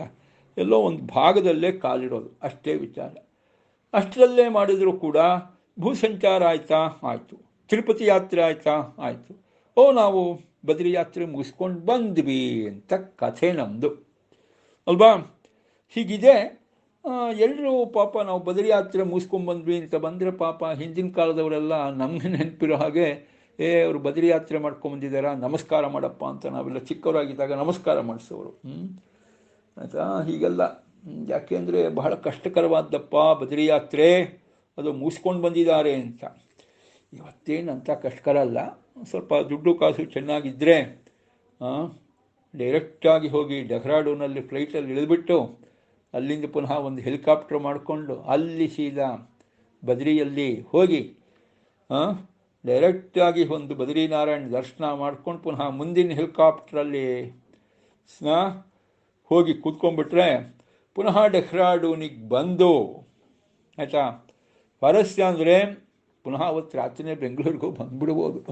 ತುಂಬ ಪಕ್ಕಾ ಪ್ರೋಗ್ರಾಮು ಎಲ್ಲ ಹಾಕ್ಕೊಂಡ್ಬಿಟ್ರೆ ಹೆಲಿಕಾಪ್ಟ್ರು ಅದೆಲ್ಲ ಬೆಳಿಗ್ಗೆ ಅರ್ಲಿ ಮಾರ್ನಿಂಗ್ ಏನಾದರೂ ನಾವು ಬೆಂಗಳೂರಿಂದ ಹೊರಟ್ವಿ ಅಂದರೆ ಪುನಃ ಮಿಡ್ ನೈಟ್ ಒಳಗೆ ಬೆಂಗಳೂರಿಗೆ ಬಂದುಬಿಡ್ಬೋದು. ಇವತ್ತು ಹಾಗೆಲ್ಲ ಒಂದು ವ್ಯವಸ್ಥೆ ಇದೆ, ಬೇಕಾದಷ್ಟು ಟೆಕ್ನಾಲಜಿ ಮುಂದುವರೆದಿದೆ. ಹಾಗೆಯೇ ಬೇರೆ ಬೇರೆ ಒಂದು ಟ್ರಾನ್ಸ್ಪೋರ್ಟೇಷನ್ನು ಅದೆಲ್ಲ ಇರೋದರಿಂದಾಗಿ ಬಹಳ ಸುಲಭ ಒಂದು ರೀತಿಯಿಂದ. ನಾವು ಅಷ್ಟರಲ್ಲೇ ಬದ್ರಿ ಯಾತ್ರೆ ಮುಗಿಸ್ಬಿಡ್ತೀವಿ ಅಂತ ಹೇಳ್ತೀವಿ. ಹಿಂದಿನ ಕಾಲದಲ್ಲಿ ನಡ್ಕೊಂಡೇ ಹೋಗಬೇಕಾಗಿತ್ತು, ಅಂಥದ್ದೆಲ್ಲ ಕಥೆಗಳಿತ್ತು. ಬೆಳಗ್ಗೆಯಿಂದ ರಾತ್ರಿವರೆಗೂ ಯಾವುದು ಗಾಡೀಲಿ ಹೋಗೋ ವಿಚಾರವಿರಲಿಲ್ಲ. ಹೆಲಿಕಾಪ್ಟರ್ ಬಿಟ್ಬಿಡಿ, ಗಾಡೀಲಿ ಹೋಗಬೇಕಾದ್ರೆ 2 ದಿವಸ 3 ದಿವಸ ಆಗ್ತಿತ್ತು. ಅಂಥದ್ರಲ್ಲೂ ಬದ್ರಿ ಯಾತ್ರೆ ಮಾಡ್ಕೊಂಬಂದರು ಅಂದರೆ ಬಹಳ ಕಷ್ಟ ಅಂತ ಬದ್ರಿ ಯಾತ್ರೆ ಮಾಡ್ಕೊಂಬಂದವ್ರಿಗೆ ನಮಸ್ಕಾರ ಮಾಡಿಸೋ ಒಂದು ಕಾರ್ಯಕ್ರಮ ಇತ್ತು. ಇವತ್ತು ಅಲ್ಲಿ ಇಲ್ಲಿ ಉಳಿದಿದೆ, ಇಲ್ಲ ಅಂತಲ್ಲ. ಒಂದು ಶ್ರೇಷ್ಠವಾದ ಬದ್ರಿನಾರಾಯಣ ಸನ್ನಿಧಾನಕ್ಕೆ ಹೋಗಿ ಬಂದಿದ್ದಾರಲ್ಲ ಅಂತ ಹೇಳಿ ಮಹಾಪುಣ್ಯವನ್ನು ಸಂಪಾದನೆ ಮಾಡಿರ್ತಾರೆ ಅಂತ ಹೇಳಿ ಅವರಿಗೆ ನಮಸ್ಕಾರ ಮಾಡಿದಾಗ ನಮಗೂ ಆಟೋಮೆಟಿಕ್ಕಾಗಿ ಒಂದು ಸ್ವಲ್ಪ ಪುಣ್ಯ ಬರುತ್ತೆ ಅಂತ. ಒಳ್ಳೆ ಚಿಂತನೆ, ತಪ್ಪೇನಿಲ್ಲ. ಆದರೆ ಮುಖ್ಯವಾಗಿ ಯಾವುದೇ ಯಾತ್ರೆ, ಯಾವುದೇ ಸಂಚಾರ ನಾವು ಮಾಡಿದರೂ ಕೂಡ ಪೂರ್ಣವಾಗಿ ಸಂಚಾರ ಮಾಡೋದಿಲ್ಲ ಅನ್ನೋದು ನಮಗೆ ಖಾತ್ರಿ ಗೊತ್ತು.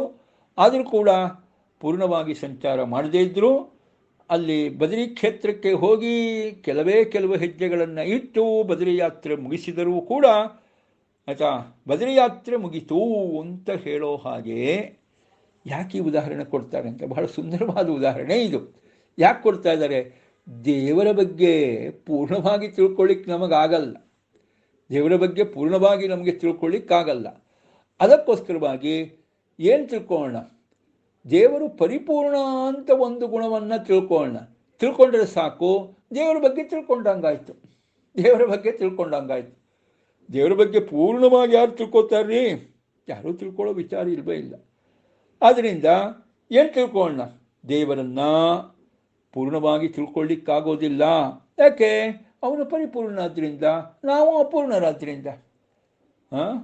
ನಾವು ಅಪೂರ್ಣರು, ದೇವರು ಪರಿಪೂರ್ಣ. ಅದರಿಂದಾಗಿ ದೇವರನ್ನು ಪರಿಪೂರ್ಣವಾಗಿ ತಿಳ್ಕೊಳ್ಳಿಕ್ಕಾಗಲ್ಲ ಅಂತ ಇಷ್ಟು ತಿಳ್ಕೊಂಡ್ರು ದೇವರ ಬಗ್ಗೆ ಒಂದಷ್ಟು ತಿಳ್ಕೊಂಡ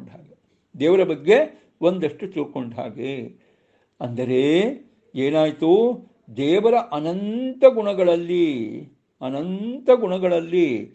ಮಿನಿಮಮ್ ಟು ಮಿನಿಮಮ್ ಒಂದು ಗುಣ, ಪರಿಪೂರ್ಣತ್ವ ಗುಣ, ಅದನ್ನು ತಿಳಿದುಕೊಂಡರೂ ಕೂಡ ಅವನು ದೇವರ ಜ್ಞಾನಿ ಅಲ್ವಾ? ದೇವರ ಜ್ಞಾನಿಯೇ ಆಗ್ಬಿಡ್ತಾನೆ ಅಂತ. ಅಲ್ಲಿ ಇರೋದು ಏನಪ್ಪ ಅಂದರೆ, ಕಥಂ ದತ್ತಪದಾನಿ ನೃಣಂ, ಕೆಲವೊಂದು ಹೆಜ್ಜೆಯನ್ನು ಇಟ್ಟಾಗಲೂ ಕೂಡ, ಕೆಲವೇ ಭಾಗದಲ್ಲಿ ಸಂಚರಿಸಿದರೂ ಕೂಡ ಭೂಸಂಚಾರ, ಬದರಿ ಸಂಚಾರ, ತಿರುಪತಿ ಸಂಚಾರ, ತಿರುಪತಿ ಯಾತ್ರೆ ಆಗುವ ರೀತಿಯಲ್ಲಿ ನಿನ್ನ ಅನಂತ ಗುಣಗಳಲ್ಲಿ ಯಥಾಶಕ್ತಿ ಕೆಲವೇ ಗುಣಗಳನ್ನು ತಿಳಿದರೂ ಪರಮಾತ್ಮಜ್ಞಾನಿಯಲ್ಲ ಎಂದು ಹೇಗಾದಾನು? ಅವನು ಪರಮಾತ್ಮಜ್ಞಾನಿಯೇ, ಪರಮಾತ್ಮಜ್ಞಾನಿಯಲ್ಲ ಎಂದು ಹೇಗಾದಾನು ಅಂತ. ಕೆಲವೇ ಗುಣಗಳನ್ನು ಅಂತ. ಯಾಕದರ ಬಗ್ಗೆ ಕೆಲವೇ ಗುಣಗಳು ಅಂದರೆ ಅದು ವಿಶೇಷವಾಗಿ ತುಂಬ ಕೆಳಗಿನ ಹಂತದ ಅಧಿಕಾರಿಗಳಿಗೂ ಕೂಡ ಹೇಳಿರ್ತಕ್ಕಂಥದ್ದು ಯಾವುದು? ಆತ್ಮ, ಆಮೇಲಿಂದ ಅದೇ ರೀತಿಯಾಗಿ ಸಚ್ಚಿದಾನಂದ ಆತ್ಮೇತಿ, ಸತ್ ಚಿತ್ ಆನಂದ ಆತ್ಮ ಅಂತ 4 ಗುಣಗಳನ್ನು ವಿಶೇಷವಾಗಿ ತಿಳಿಯಲೇಬೇಕು ಅಂತ ನಮಗೆ ಆಚಾರ್ಯರು ತಮ್ಮ ಅಣುಭಾಷ್ಯದಲ್ಲಿ ಹೇಳಿರೋ ವಿಚಾರ. ಬಹಳ ಅಲ್ಪಾಧಿಕಾರಿಗಳು ಕೂಡ ಅಷ್ಟು ತಿಳ್ಕೊಳ್ಬೇಕು. ಆಯ್ತಪ್ಪ, ಅಷ್ಟು ತಿಳ್ಕೊಂಡ್ರೂ ದೇವರ ಬಗ್ಗೆ ಒಂದಿಷ್ಟು ಗೊತ್ತಾಯಿತು, ದೇವರ ಬಗ್ಗೆ ತಿಳಿದ ಹಾಗೆ. ಎಷ್ಟು ತಿಳ್ಕೊಂಡ್ರೆ? ದೇವರು ಅಂದರೆ ನಿರ್ದುಷ್ಟ, ದೇವರು ಅಂದರೆ ಜ್ಞಾನರೂಪ, ದೇವರು ಅಂದರೆ ಆನಂದರೂಪ, ದೇವರು ಅಂದರೆ ಆತ್ಮ, ಎಲ್ಲರಿಗೂ ಸ್ವಾಮಿ ಅಂತ ತಿಳ್ಕೊಂಡ್ರು. ಕಡೆಗೆ ಏನೂ ಆಗಿಲ್ಲ, ಮತ್ತೇನು ತಿಳ್ಕೊ? ಏನೂ ಆಗಿಲ್ಲ ಮತ್ತೇನು ತಿಳ್ಕೊಂಡ್ರೆ ದೇವರು ಎಲ್ಲ ವಿಚಾರದಲ್ಲೂ ಪರಿಪೂರ್ಣ, ನಿರ್ದುಷ್ಟತ್ವ ವಿಚಾರದಲ್ಲೂ ಪರಿಪೂರ್ಣ, ಜ್ಞಾನದ ವಿಚಾರದಲ್ಲಿ ಪರಿಪೂರ್ಣ, ಆನಂದದ ವಿಚಾರದಲ್ಲಿ ಪರಿಪೂರ್ಣ, ಆತ್ಮತ್ವದ ವಿಚಾರದಲ್ಲಿ ಪರಿಪೂರ್ಣ. ಒಟ್ಟಿನಲ್ಲಿ ದೇವರು ಎಲ್ಲ ಗುಣಗಳಿಂದಲೂ ಪರಿಪೂರ್ಣ, ಎಲ್ಲ ಗುಣಗಳಿಂದಲೂ ಪರಿಪೂರ್ಣ ಅಂತ ದೇವರ ಈ ಪರಿಪೂರ್ಣತ್ವವನ್ನು ತಿಳಿದುಕೊಂಡರೂ ಸಾಕು. ದೇವರ ಬಗ್ಗೆ ತಿಳಿದುಕೊಂಡ ಹಾಗೆ, ದೇವರ ಬಗ್ಗೆ ತಿಳಿದುಕೊಂಡ ಹಾಗೆ. ಮತ್ತೆ ಒಂದು ಕಡೆಯಲ್ಲಿ ಹೇಳೋದು, ಆತ್ಮ ಎನ್ನುವ ಒಂದು ಗುಣವನ್ನು ತಿಳಿದುಕೊಂಡರೂ ಸಾಕು, ದೇವರ ಬಗ್ಗೆ ತಿಳಿದುಕೊಂಡ ಹಾಗೆ. ಎಲ್ಲವೂ ಸರಿನೇ, ತಪ್ಪೇನಲ್ಲ. ಯಾಕೆಂದರೆ ಆತ್ಮ ಅಂದರೆ ಸ್ವಾಮಿ, ಯಜಮಾನ ಅಂತ ಅರ್ಥ. ದೇವರು ಎಲ್ಲದರ ಯಜಮಾನ, ಎಲ್ಲ ಗುಣಗಳ ಯಜಮಾನ ಅವನೇ, ಎಲ್ಲ ಗುಣಗಳ ರೂಪಿಯೂ ಅವನೇ. ಇಡೀ ಬ್ರಹ್ಮಾಂಡದ ಜೀವಜಾತದ ಎಲ್ಲ ಯಜಮಾನನೂ ಅವನೇ. ಅದಕ್ಕೋಸ್ಕರವಾಗಿ ದೇವರನ್ನು ಯಜಮಾನ ಆತ್ಮ ಅಂತ ತಿಳ್ಕೊಂಡ್ರೆ ಸಾಕು ಅಂತ ಒಂದು ಕಡೆ ಹೇಳೋದು. ಇನ್ನೊಂದು ಕಡೆ ಹೇಳೋದು, ದೇವರ ಗುಣಗಳಲ್ಲಿ ಮುಖ್ಯವಾದ ಗುಣ ಅಂದರೆ ಭೂಮಗುಣ. ಓಂ ಭೂಮಾ ಸಂಪ್ರಸಾದಾತ್ ಅಧ್ಯುಪದೇಶಾತ್ ಓಂ ಅಂತ ಬ್ರಹ್ಮಸೂತ್ರದಲ್ಲಿ ವಿಶೇಷವಾಗಿ ಭೂಮಗುಣದ ಉಪಾಸನೆ ಮಾಡಿ ಅಂತ ಹೇಳ್ತಾರೆ. ಆಮೇಲೆ ಇನ್ನೊಂದು ಕಡೆಯಲ್ಲಿ ಆತ್ಮೇತದು ಉಪಗಚ್ಚಂತಿ ಗ್ರಾಹಯಂತಿ ಚ ಅಂತ ಬ್ರಹ್ಮಸೂತ್ರದಲ್ಲೇ ಆತ್ಮ ಎಂಬುದಾಗಿ ಜ್ಞಾನಿಗಳು ದೇವರನ್ನು ವಿಶೇಷವಾಗಿ ಉಪಾಸನೆ ಮಾಡ್ತಾರೆ ಅಂತ ಹೇಳೋದು. ಆಯಿತಾ? ಅದಾದ ಮೇಲೆ ಸಚ್ಚಿದಾನಂದ ಆತ್ಮೇತಿ ಮಾನುಷೇಸ್ತು, ಮನುಷ್ಯರಾದವರು, ಕೆಳಗಿನ ಹಂತದವರು ಸತ್ಯಚಿತ ಆನಂದ ಆತ್ಮ ಎಂಬುದಾಗಿ ಉಪಾಸನೆ ಮಾಡಬೇಕು ಅಂತ. ಯೋಗ್ಯತೆ ಪ್ರಕಾರ ಒಂದೊಂದು ಬೇರೆ ಬೇರೆ ಉಪಾಸನೆಯನ್ನು ಹೇಳಿದ್ದು. ಆದರೆ ಮಿನಿಮಮ್ ಟು ಮಿನಿಮಮ್ ದೇವರನ್ನು ಆತ್ಮ ಅಂತ ಉಪಾಸನೆ, ಎಲ್ಲದರ ಯಜಮಾನ, ಯಾವಾಗಲೂ ಯಜಮಾನ ಅಂತ. ಆ ಆತ್ಮ ಎನ್ನುವ ಉಪಾಸನೆಯಲ್ಲೇ ಎಲ್ಲವೂ ಬಂತು. ಸ್ವಾಮಿ ಸ್ವಾಮಿ ಅಂತ ಬಂದಾಗ ಎಲ್ಲದರ ಸ್ವಾಮಿ ಅವನೇ, ಎಲ್ಲ ಗುಣಗಳ ಸ್ವಾಮಿ, ಪರಿಪೂರ್ಣತ್ವದ ಸ್ವಾಮಿಯೂ ಅವನೇ. ಮತ್ತೆ ಇನ್ನೊಂದು ರೀತಿಯಿಂದ ಪರಿಪೂರ್ಣ ಅಂತ ಬಂದಾಗ ನೀವು ಯಾವ ಯಾವ ಗುಣಗಳನ್ನು ಚಿಂತನೆ ಮಾಡ್ತೀರೋ ಆ ಎಲ್ಲ ಗುಣವೂ ಪರಿಪೂರ್ಣವಾಗಿರೋದು ಅವನಲ್ಲೇ. ಅದು ಸತ್ವ ಇರ್ಬೋದು, ಚಿತ್ವ ಇರ್ಬೋದು, ಆನಂದ ಇರ್ಬೋದು, ಆತ್ಮತ್ವ ಇರ್ಬೋದು, ಯಾವುದೇ ಗುಣ ಇರ್ಬೋದು, ಪರಿಪೂರ್ಣವಾಗಿ ಇರೋದು ದೇವರಲ್ಲೇ. ಆದ್ದರಿಂದ ದೇವರ ಬಗ್ಗೆ ಏನೂ ತಿಳ್ಕೊಳ್ಳಿಕ್ಕಾಗಿಲ್ಲ ಅಂದರೆ ದೇವರನ್ನು ಪರಿಪೂರ್ಣ ಅಂತ ತಿಳ್ಕೊಳ್ಳಯ್ಯ. ತಿಳ್ಕೊಂಡ್ರು ಮುಖ್ಯವಾದ ದೇವರ ಒಂದು ಚಿಂತನೆಯನ್ನು ಮಾಡಿದ ಹಾಗೆ ಆಯಿತು.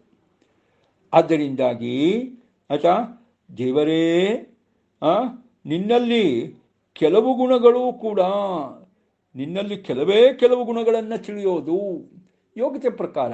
ಆಗಲೇ ಹೇಳಿದಾಗೆ ಸತ್ಯಚಿತ್ ಆನಂದ ಆತ್ಮ ಪರಿಪೂರ್ಣ ಅಂತ ತಿಳ್ಕೊಂಡ್ರೂ ಕೂಡ ಅದು ದೇವರ ಸ್ವರೂಪವೇ, ಅದು ದೇವರ ಸ್ವರೂಪವೇ.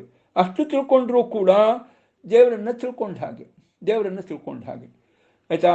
ಅದೇ ರೀತಿಯಾಗಿ ಭೂಪ್ರದಕ್ಷಿಣೆ ಮಾಡಲಿಕ್ಕೆ ಅಂತ ಹೊರಟಾಗ ಏನೂ ಮಾಡಲಿಲ್ಲಪ್ಪ, ಒಂದಿಷ್ಟು ಹೆಜ್ಜೆ ಭೂಮಿಯಲ್ಲಿ ಸುತ್ತಾಡಿ ಆಯಿತಾ, ದೇವರೇ ಇಷ್ಟೇಪ್ಪ ನನ್ನ ಕೈಲಿ ಆಗಿದ್ದು ಅಂತ ಸಮರ್ಪಣೆ ಮಾಡಿದರೆ ಭೂಪ್ರದಕ್ಷಿಣೆ ಆಯಿತು. ಆಯಿತಾ?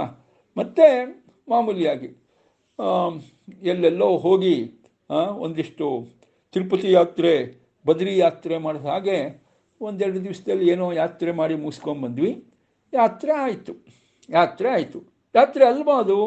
ಖಂಡಿತವಾಗಿಯೂ ಯಾತ್ರೆ. ಖಂಡಿತವಾಗಿಯೂ ಅದು ಯಾತ್ರೆಯೇ. ಯಾತ್ರೆ ಅಲ್ಲ ಅಂತ ಆಗೋದಿಲ್ಲ. ಹಾಗೆ ದೇವರೇ, ನಿನ್ನ ಕೆಲವು ಗುಣಗಳನ್ನು ನಾವು ತಿಳಿದರೂ, ಕೆಲವು ಗುಣಗಳನ್ನು ನಾವು ತಿಳಿದರೂ ಆಯಿತಾ, ನಿನ್ನನ್ನು ತಿಳಿದುಕೊಂಡಂತೆ, ಪೂರ್ಣವಾಗಿ ತಿಳಿದುಕೊಂಡಂತೆ ಅಲ್ಲ, ಆದರೂ ತಿಳಿದುಕೊಂಡಂತೆ ಆಯಿತು. ಆ ರೀತಿ ತಿಳ್ಕೊಂಡವರು ಕೂಡ ಪರಮಾತ್ಮಜ್ಞಾನಿಗಳೇ ಆದರು. ಅವರನ್ನು ಪರಮಾತ್ಮಜ್ಞಾನಿ ಅಲ್ಲ ಅಂತ ಹೇಗಪ್ಪ ಹೇಳೋದು? ಯಾಕೆಂದರೆ ಇದು ಮೊದಲು ಬಂದಿರೋ ಪ್ರಶ್ನೆಗೆ ಉತ್ತರ ಏನಂತ, ದೇವರು ಅನಂತ ಗುಣ ಪರಿಪೂರ್ಣನಾದಾಗ ಅವನನ್ನು ತಿಳ್ಕೊಳ್ಳೋದು ಹೇಗೆ? ನಾವು ಅಪೂರ್ಣರು, ದೇವರು ಅನಂತ ಗುಣ ಪರಿಪೂರ್ಣ, ಅವನನ್ನು ತಿಳ್ಕೊಳ್ಳೋದು ಹೇಗಪ್ಪ? ದೇವರನ್ನು ತಿಳ್ಕೋಬೇಕು ಅಂತ ಹೇಳ್ತೀರಿ, ತಿಳ್ಕೊಳ್ಳೋದೇ ಇಂಪಾಸಿಬಲ್. ಎಷ್ಟೇ ದೇವರ ಬಗ್ಗೆ ತಿಳ್ಕೊಂಡ್ರು ಇನ್ನು ಉಳಿದೇ ಇರುತ್ತೆ. ಅಂದಮೇಲೆ ದೇವರನ್ನು ತಿಳ್ಕೊಳ್ಳೋ ವಿಚಾರ ಆಗೋದೇ ಇಲ್ಲ. ಎಲ್ಲಿ ನಮ್ಮ ಕೈಲಾಗತ್ತೆ? ನಾವು ಅಲ್ಪರು, ದೇವರು ದೊಡ್ಡವನಾದ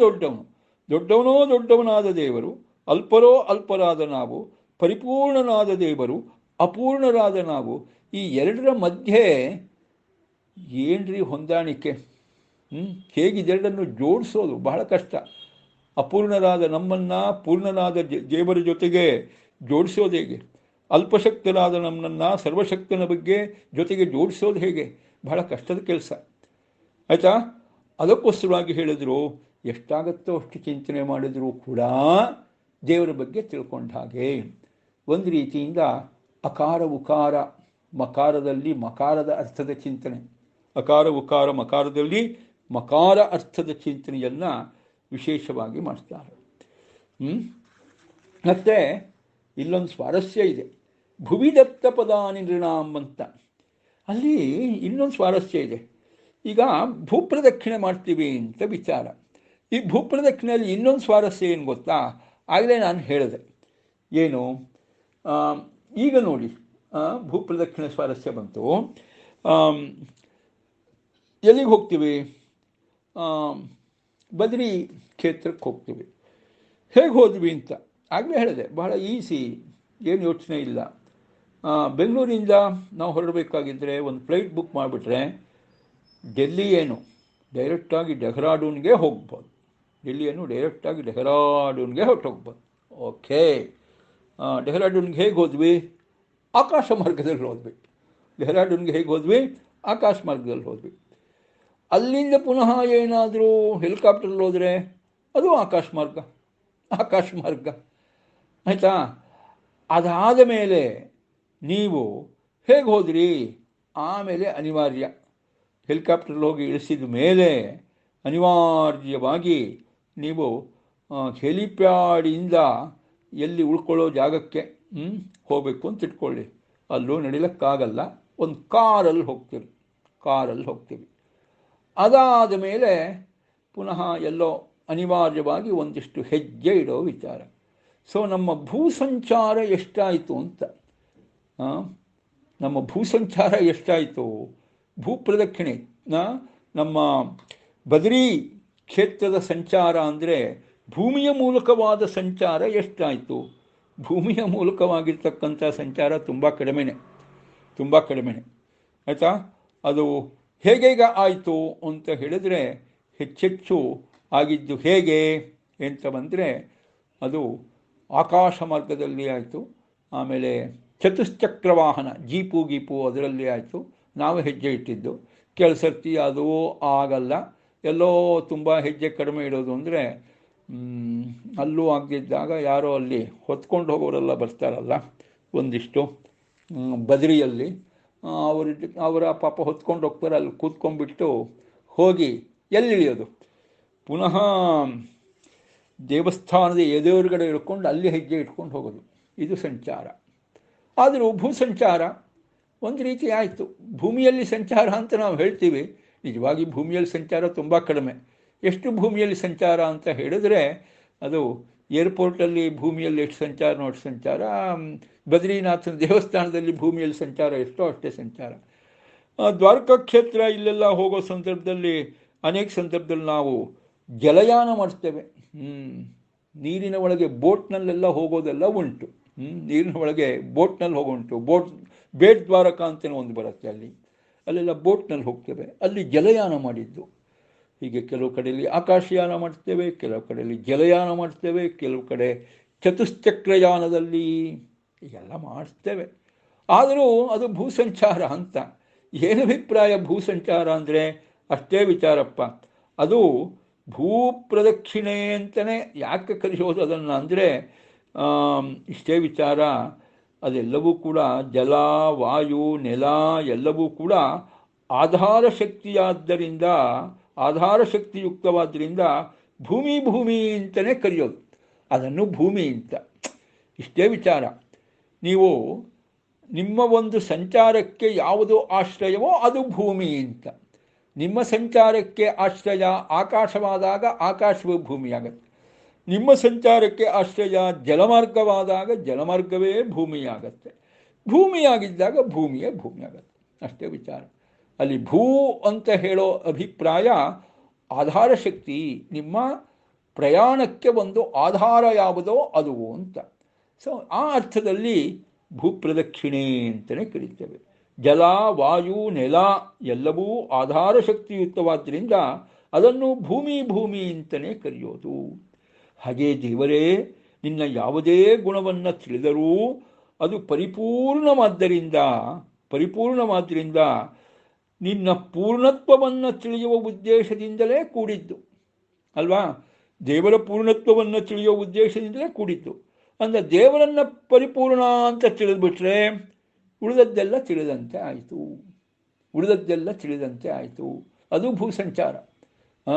ಯಾಕೆ ಅಂದರೆ ಎಲ್ಲದಕ್ಕೂ ಆಧಾರ ಯಾವುದೋ ಅದನ್ನು ಭೂಮಿ ಅಂತ ಕರೆಯೋದು. ಹಾಗೆ ಎಲ್ಲ ಗುಣಗಳಿಗೂ ಒಂದು ರೀತಿಯಿಂದ ಆಧಾರ ಯಾವುದು? ದೇವರ ಪರಿಪೂರ್ಣತ್ವವೇ ಅಲ್ವಾ? ಯಾವುದೇ ಒಂದು ಗುಣವನ್ನು ದೇವರಲ್ಲಿ ಚಿಂತನೆ ಮಾಡೋದು ಅಂದರೆ ಆ ಗುಣಗಳು ದೇವರಲ್ಲಿ ಪರಿಪೂರ್ಣವಾಗಿದೆ ಅಂತ ಚಿಂತನೆ ಮಾಡೋದು. ಸೊ ಎಲ್ಲ ಗುಣಗಳನ್ನು ತಿಳಿಯಬೇಕಾಗಿದ್ದರೂ ಅದರ ಉದ್ದೇಶ ದೇವರ ಪೂರ್ಣತ್ವವನ್ನು ತಿಳಿಯುವುದೇ ಮುಖ್ಯವಾದ ಉದ್ದೇಶ. ಆದ್ದರಿಂದಾಗಿ ದೇವರ ಬಗ್ಗೆ ಪರಿಪೂರ್ಣ ಅಂತ ತಿಳ್ಕೊಂಡ್ರೆ ಅವನನ್ನು ಪರಮಾತ್ಮ ಜ್ಞಾನಿ, ದೇವರ ಜ್ಞಾನಿ ಅಂತ ಹೇಳಿದ ಹಾಗಾಗತ್ತೆ. ಯಾವ ರೀತಿ ಯಾಕೆ ಆ ಉದ್ದೇಶ ದೇವರ ಬೇರೆ ಬೇರೆ ಗುಣಗಳನ್ನು ತಿಳಿಯುವ ಉದ್ದೇಶ ದೇವರ ಪೂರ್ಣತ್ವವನ್ನು ತಿಳಿಯೋದೇ ಆಗಿರುತ್ತೆ. ಒಂದು ರೀತಿ ದೇವರ ಪೂರ್ಣತ್ವವನ್ನು ತಿಳಿಯೋದು ಅಂದರೆ ಅದು ಉಳಿದ ಎಲ್ಲ ಗುಣಗಳಿಗೆ ಸಂಬಂಧಪಟ್ಟಂತೆ ಆಧಾರ ಶಕ್ತಿಯ ರೀತಿಯಲ್ಲಿ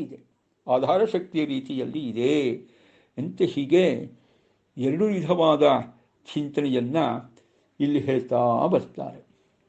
ಅಂತೂ ದೇವರ ಬಗ್ಗೆ ತಿಳ್ಕೊಳ್ಳಿಕ್ಕೆ ಆಗಲ್ಲ ಅಂದರೆ ಹೌದಪ್ಪ, ತಿಳ್ಕೊಳ್ಳಿಕ್ಕಾಗಲ್ಲ ಅಂದರೆ ಆಗಲ್ಲ, ಆದರೂ ಆಗತ್ತೆ ಅಂದರೆ ಆಗತ್ತೆ. ಹೇಗೆ ಆಗತ್ತೆ? ಅಲ್ಪ ಸ್ವಲ್ಪ ತಿಳಿದುಕೊಂಡರೂ ಕೂಡ ಅಕಾರ ಉಕಾರ ಮಕಾರದ ಚಿಂತನೆಯಲ್ಲಿ ದೇವರನ್ನು ಆ ಅಂತ ತಿಳಿದರೂ, ಊ ಅಂತ ತಿಳಿದರೂ, ಮಾ ಅಂತ ತಿಳಿದರೂ ದೇವರ ಬಗ್ಗೆ ತಿಳಿದುಕೊಂಡಂತೆ ಅಲ್ಲವೇ? ಹಾಗೆ ದೇವರ ಬಗ್ಗೆ ಅಲ್ಪ ಸ್ವಲ್ಪ ಗುಣಗಳನ್ನು ಯಥಾಯೋಗ್ಯವಾಗಿ ನಾವು ತಿಳಿದುಕೊಂಡರೂ ದೇವರ ಬಗ್ಗೆ ತಿಳಿದುಕೊಂಡಂತೆ ಆಗತ್ತೆ. 4 ಗುಣಗಳನ್ನು ದೇವರ ಬಗ್ಗೆ ತಿಳಿದರೂ ತಿಳಿದಂತೆ ಆಗುತ್ತದೆ. ಆತ್ಮ ಎಂಬುದಾಗಿ, ಸ್ವಾಮಿ ಎಂಬುದಾಗಿ ತಿಳಿದರೂ ದೇವರ ಬಗ್ಗೆ ತಿಳಿದಂತೆ ಆಗುತ್ತದೆ.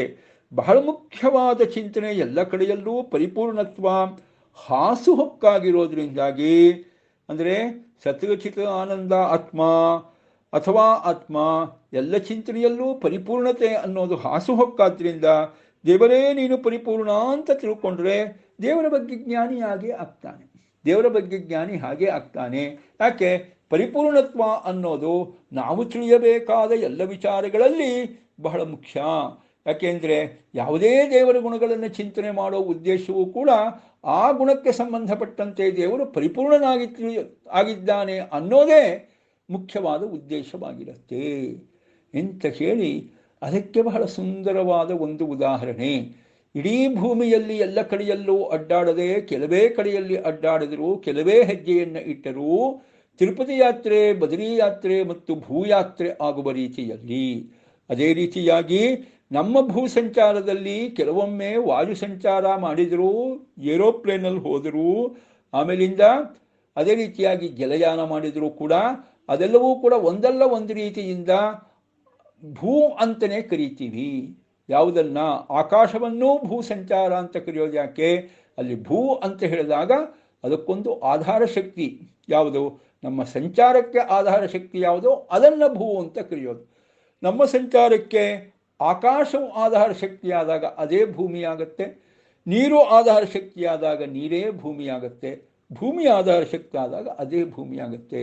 ಹಾಗೆ ನಮ್ಮ ಎಲ್ಲ ಚಿಂತನೆಗಳಿಗೂ ಕೂಡ ಮೂಲ ಉದ್ದೇಶ ಪರಿಪೂರ್ಣತ್ವ. ಆದ್ದರಿಂದಾಗಿ ಪರಿಪೂರ್ಣತ್ವದ ಚಿಂತನೆ ಮಾಡಿದಾಗ ಅದು ಏನಾಗತ್ತೆ, ಒಂದು ರೀತಿಯಿಂದ ದೇವರ ಬಗ್ಗೆ ನಾವು ತಿಳಿದುಕೊಂಡಂತೆ ಆಯಿತು.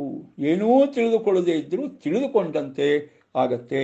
ಆ ಮೂಲಕವಾಗಿ ಅಪೂರ್ಣರಾದ ನಾವು ಪರಿಪೂರ್ಣನಾದ ದೇವರ ಬಗ್ಗೆ ಹೇಗಪ್ಪ ತಿಳ್ಕೊಳ್ಳೋದು, ಸಾಧ್ಯವೇ ಇಲ್ಲ ಎಂದು ದೇವರಿಗೆ ಬೆನ್ನು ಹಾಕಿ ಹೋಗುವ ವಿಚಾರ ಬೇಡ. ದೇವರ ಬಗ್ಗೆ ಪರಿಪೂರ್ಣನಾದ್ದರಿಂದಲೇ ನಾವು ತಿಳ್ಕೊಳ್ಳಿಕ್ಕೆ ಸಾಧ್ಯವಿಲ್ಲ, ಅಪೂರ್ಣರಾದ್ದರಿಂದಲೇ ಪರಿಪೂರ್ಣರಾದ ದೇವರ ಬಗ್ಗೆ ಪೂರ್ಣವಾಗಿ ತಿಳ್ಕೊಳ್ಳಿಕ್ಕೆ ಸಾಧ್ಯವಿಲ್ಲ. ಆದರೂ ತಿಳಿದುಕೊಳ್ಳಿಕ್ಕೆ ಆಗೋದಿಲ್ಲ ಅಂತನೇ ಇಲ್ಲ, ಯಥಾಯೋಗ್ಯವಾಗಿ ಅವನ ಬಗ್ಗೆ ತಿಳಿದುಕೊಳ್ಳಬಹುದು ಭೂ ಸಂಚಾರದಂತೆ ಅಂತ ಬಹಳ ಸುಂದರವಾದ ಒಂದು ಉದಾಹರಣೆಯ ಮೂಲಕವಾಗಿ, ಆಯಿತಾ, ದೇವರ ಬಗ್ಗೆ ತಿಳ್ಕೊಳ್ಳಿಕ್ಕೇ ಆಗಲ್ಲ ಅಂತ ಹೇಳಬೇಡಿ, ತಿಳ್ಕೊಳ್ಬಹುದು ಅಂತ ಬಹಳ ಸುಂದರವಾದ ಚಿಂತನೆಯನ್ನು ಕೊಡ್ತಾರೆ. ಇದಕ್ಕೆ ಸಂಬಂಧಪಟ್ಟಂತೆ ಮೂಲಶ್ರುತಿ ಏನಿದೆ ಅದನ್ನು ನೋಡೋಣ. ಇದಕ್ಕೆ ಸಂಬಂಧಪಟ್ಟಂತೆ ಮೂಲಶ್ರುತಿ ಇರೋದು ಔದ್ದಾಲಕಾಯನ ಶ್ರುತಿ. ಔದ್ದಾಲಕಾಯನ ಶ್ರುತಿ ಏನಿದೆ, ಬೃಹದ್ಧಿ ದೃಷ್ಟಮವಶೇಷಿತಂ ಯತ್ ಸ್ವರೂಪಮೀಶಶ್ಚ ತಮೋಧಿಕಸ್ಯ ಸರ್ವಾಧಿಕತ್ವೇನ ತಮೋ ಹಿ ದುರ್ಗಾ ತತಸ್ಥತೈನಂ ವಿಬುಧಾ ಯಥಾ ಗುಹು. ಏನು ಹೇಳ್ತಾರೆ? ಅದೇ ಅಭಿಪ್ರಾಯ. ತಮೋಭಿಮಾನಿನಿಯಾದ ದುರ್ಗೆಗಿಂತಲೂ ಅಧಿಕನಾದ ಈಶನ ಸ್ವರೂಪವು ಆಧಿಕ್ಯ ತಾರತಮ್ಯಲ್ಲಿ ಕೊನೆಯಲ್ಲಿ ಉಳಿದುಕೊಂಡಿದೆ. ಪೂರ್ಣ ಎಂಬುದಾಗಿ ವೇದದಲ್ಲಿ ಕಂಡುಬರುತ್ತದೆ. ಆದ್ದರಿಂದ ಜ್ಞಾನಿಗಳಾದವರು ಆ ದೇವರನ್ನು ಅದೇ ರೀತಿಯಾಗಿ ತಿಳಿಯುವರು, ಅದೇ ರೀತಿಯಾಗಿ ತಿಳುವಳಿಕೆ ಏನು ಪಡೆದಿದ್ದಾರೆ ಅದು ಏನಾಗಿದೆ, ಯಥಾರ್ಥವಾಗಿಯೇ ಇದೆ. ಅವರ ತಿಳುವಳಿಕೆ ಯಥಾರ್ಥವಾಗಿ ಇದೆ.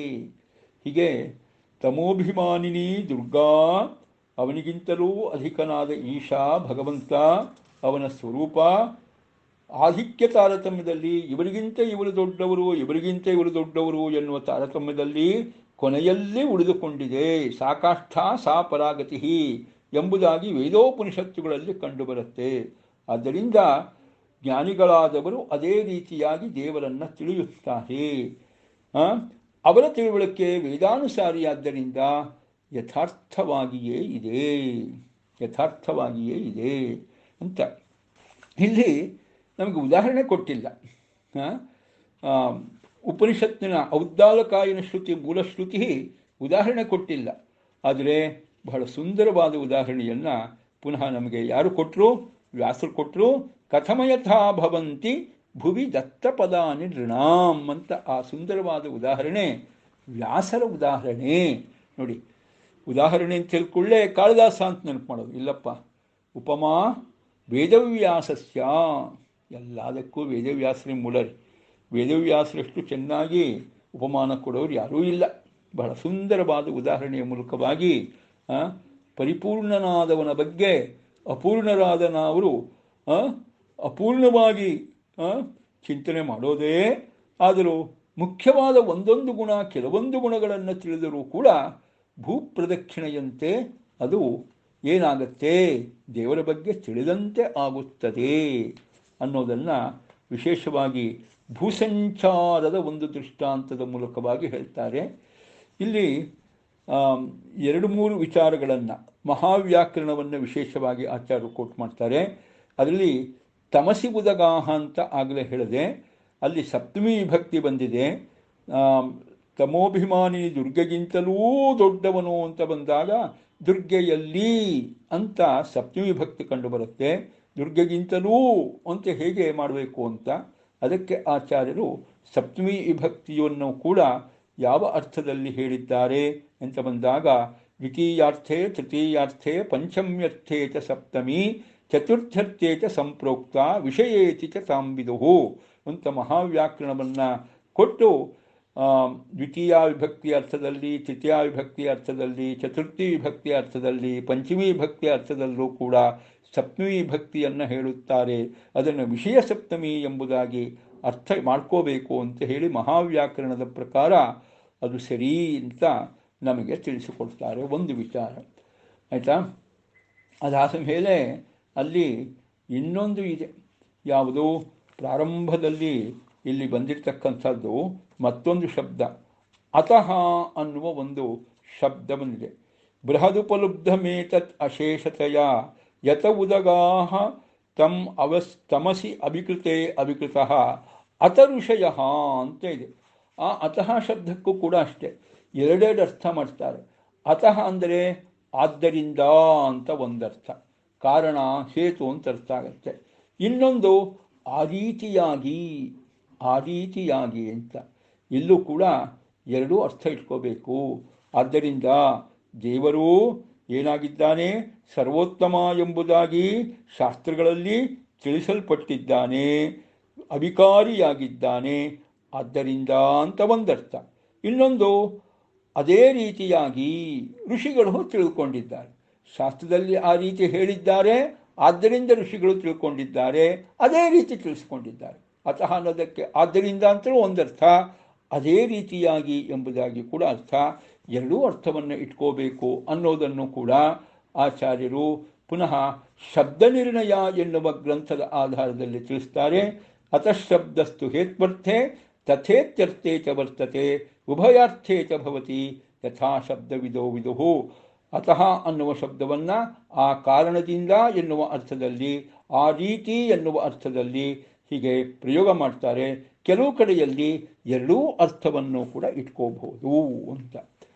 ಅದಾದ ಮೇಲೆ ಭೂಸಂಚಾರ, ಅದಕ್ಕೆ ಏನಭಿಪ್ರಾಯ ಅದನ್ನು ಕೂಡ ಆಚಾರ್ಯರು ವಿಶೇಷವಾಗಿ ಮತ್ತೊಂದು ಮಾಯಾ ಸಂಹಿತಾ ಎನ್ನುವ ಗ್ರಂಥದ ಆಧಾರದಲ್ಲಿ ವಿಶೇಷವಾಗಿ ತಿಳಿಸಿಕೊಡ್ತಾರೆ. ಭೂಸಂಚಾರ ಅಂತ ಬಂದಾಗ ನಿರಪೇಕ್ಷ ಬೃಹತ್ವಸ್ಯ ಜ್ಞಾತಾಜ್ಞಾತಂ ಭವೇದ್ವರಂ ಬೃಹತ್ವಮೇವ ತ್ರಿಗುಣೈಃ ಸರ್ವೈರುದ್ದಿಶ್ಯತೆ ಯತಃ. ದೇವರ ಬೃಹತ್ವವನ್ನು, ಪರಿಪೂರ್ಣತ್ವವನ್ನು ತಿಳಿದುಕೊಳ್ಳುವುದೇ ಎಲ್ಲ ಗುಣಗಳನ್ನು ತಿಳ್ಕೊಳ್ಳುವುದರ ಮುಖ್ಯ ಉದ್ದೇಶವಾದ್ದರಿಂದ ದೇವರ ಬೃಹತ್ವ ಪರಿಪೂರ್ಣತ್ವವನ್ನು ತಿಳಿದುಕೊಂಡರೆ ಉಳಿದ ಗುಣಗಳನ್ನು ತಿಳಿದುಕೊಂಡಂತೆ ಆಗುತ್ತದೆ ಅಂತ ಹೇಳಿ ಭೂಸಂಚಾರಕ್ಕೆ ಸಂಬಂಧಪಟ್ಟಂತೆ ಒಂದು ಚಿಂತನೆ. ಅಲ್ಲಿ ಭೂಸಂಚಾರ ಅಂತ ಬಂದಾಗ ಆಗಲೇ ಹೇಳಿದ ಹಾಗೆ ಉಳಿದ ವಾಯುಯಾನ ಮಾಡಿದರೂ ಜಲಯಾನ ಮಾಡಿದರೂ ಅದು ಭೂಸಂಚಾರ ಯಾಕೆ? ಆಧಾರ ಶಕ್ತಿ ಯುಕ್ತತ್ವಾತ್ ಭೂಹು ಉದಂಚ ಪ್ರಕೀರ್ತಿತಂ ಸಾಪಿ ವಾಯುವಂತರಂಗೈವ ಸಖ್ಯಾಧಾರ ಅಖಿಲಸ್ಯ ಚ. ಭೂಹು ಅಂದರೆ ಆಧಾರ ಸ್ಥಾನ ಅಂತರ್ಥ. ಕೆಲವೊಮ್ಮೆ ನೀರೂ ಆಧಾರವಾಗ್ಬೋದು, ವಾಯುವೂ ಆಧಾರ ಆಗ್ಬೋದು. ಯಾವುದು ಆಧಾರವಾಗುತ್ತೋ ಅದನ್ನೇ ಭೂಹು ಅಂತ ಹೇಳ್ತಾರೆ.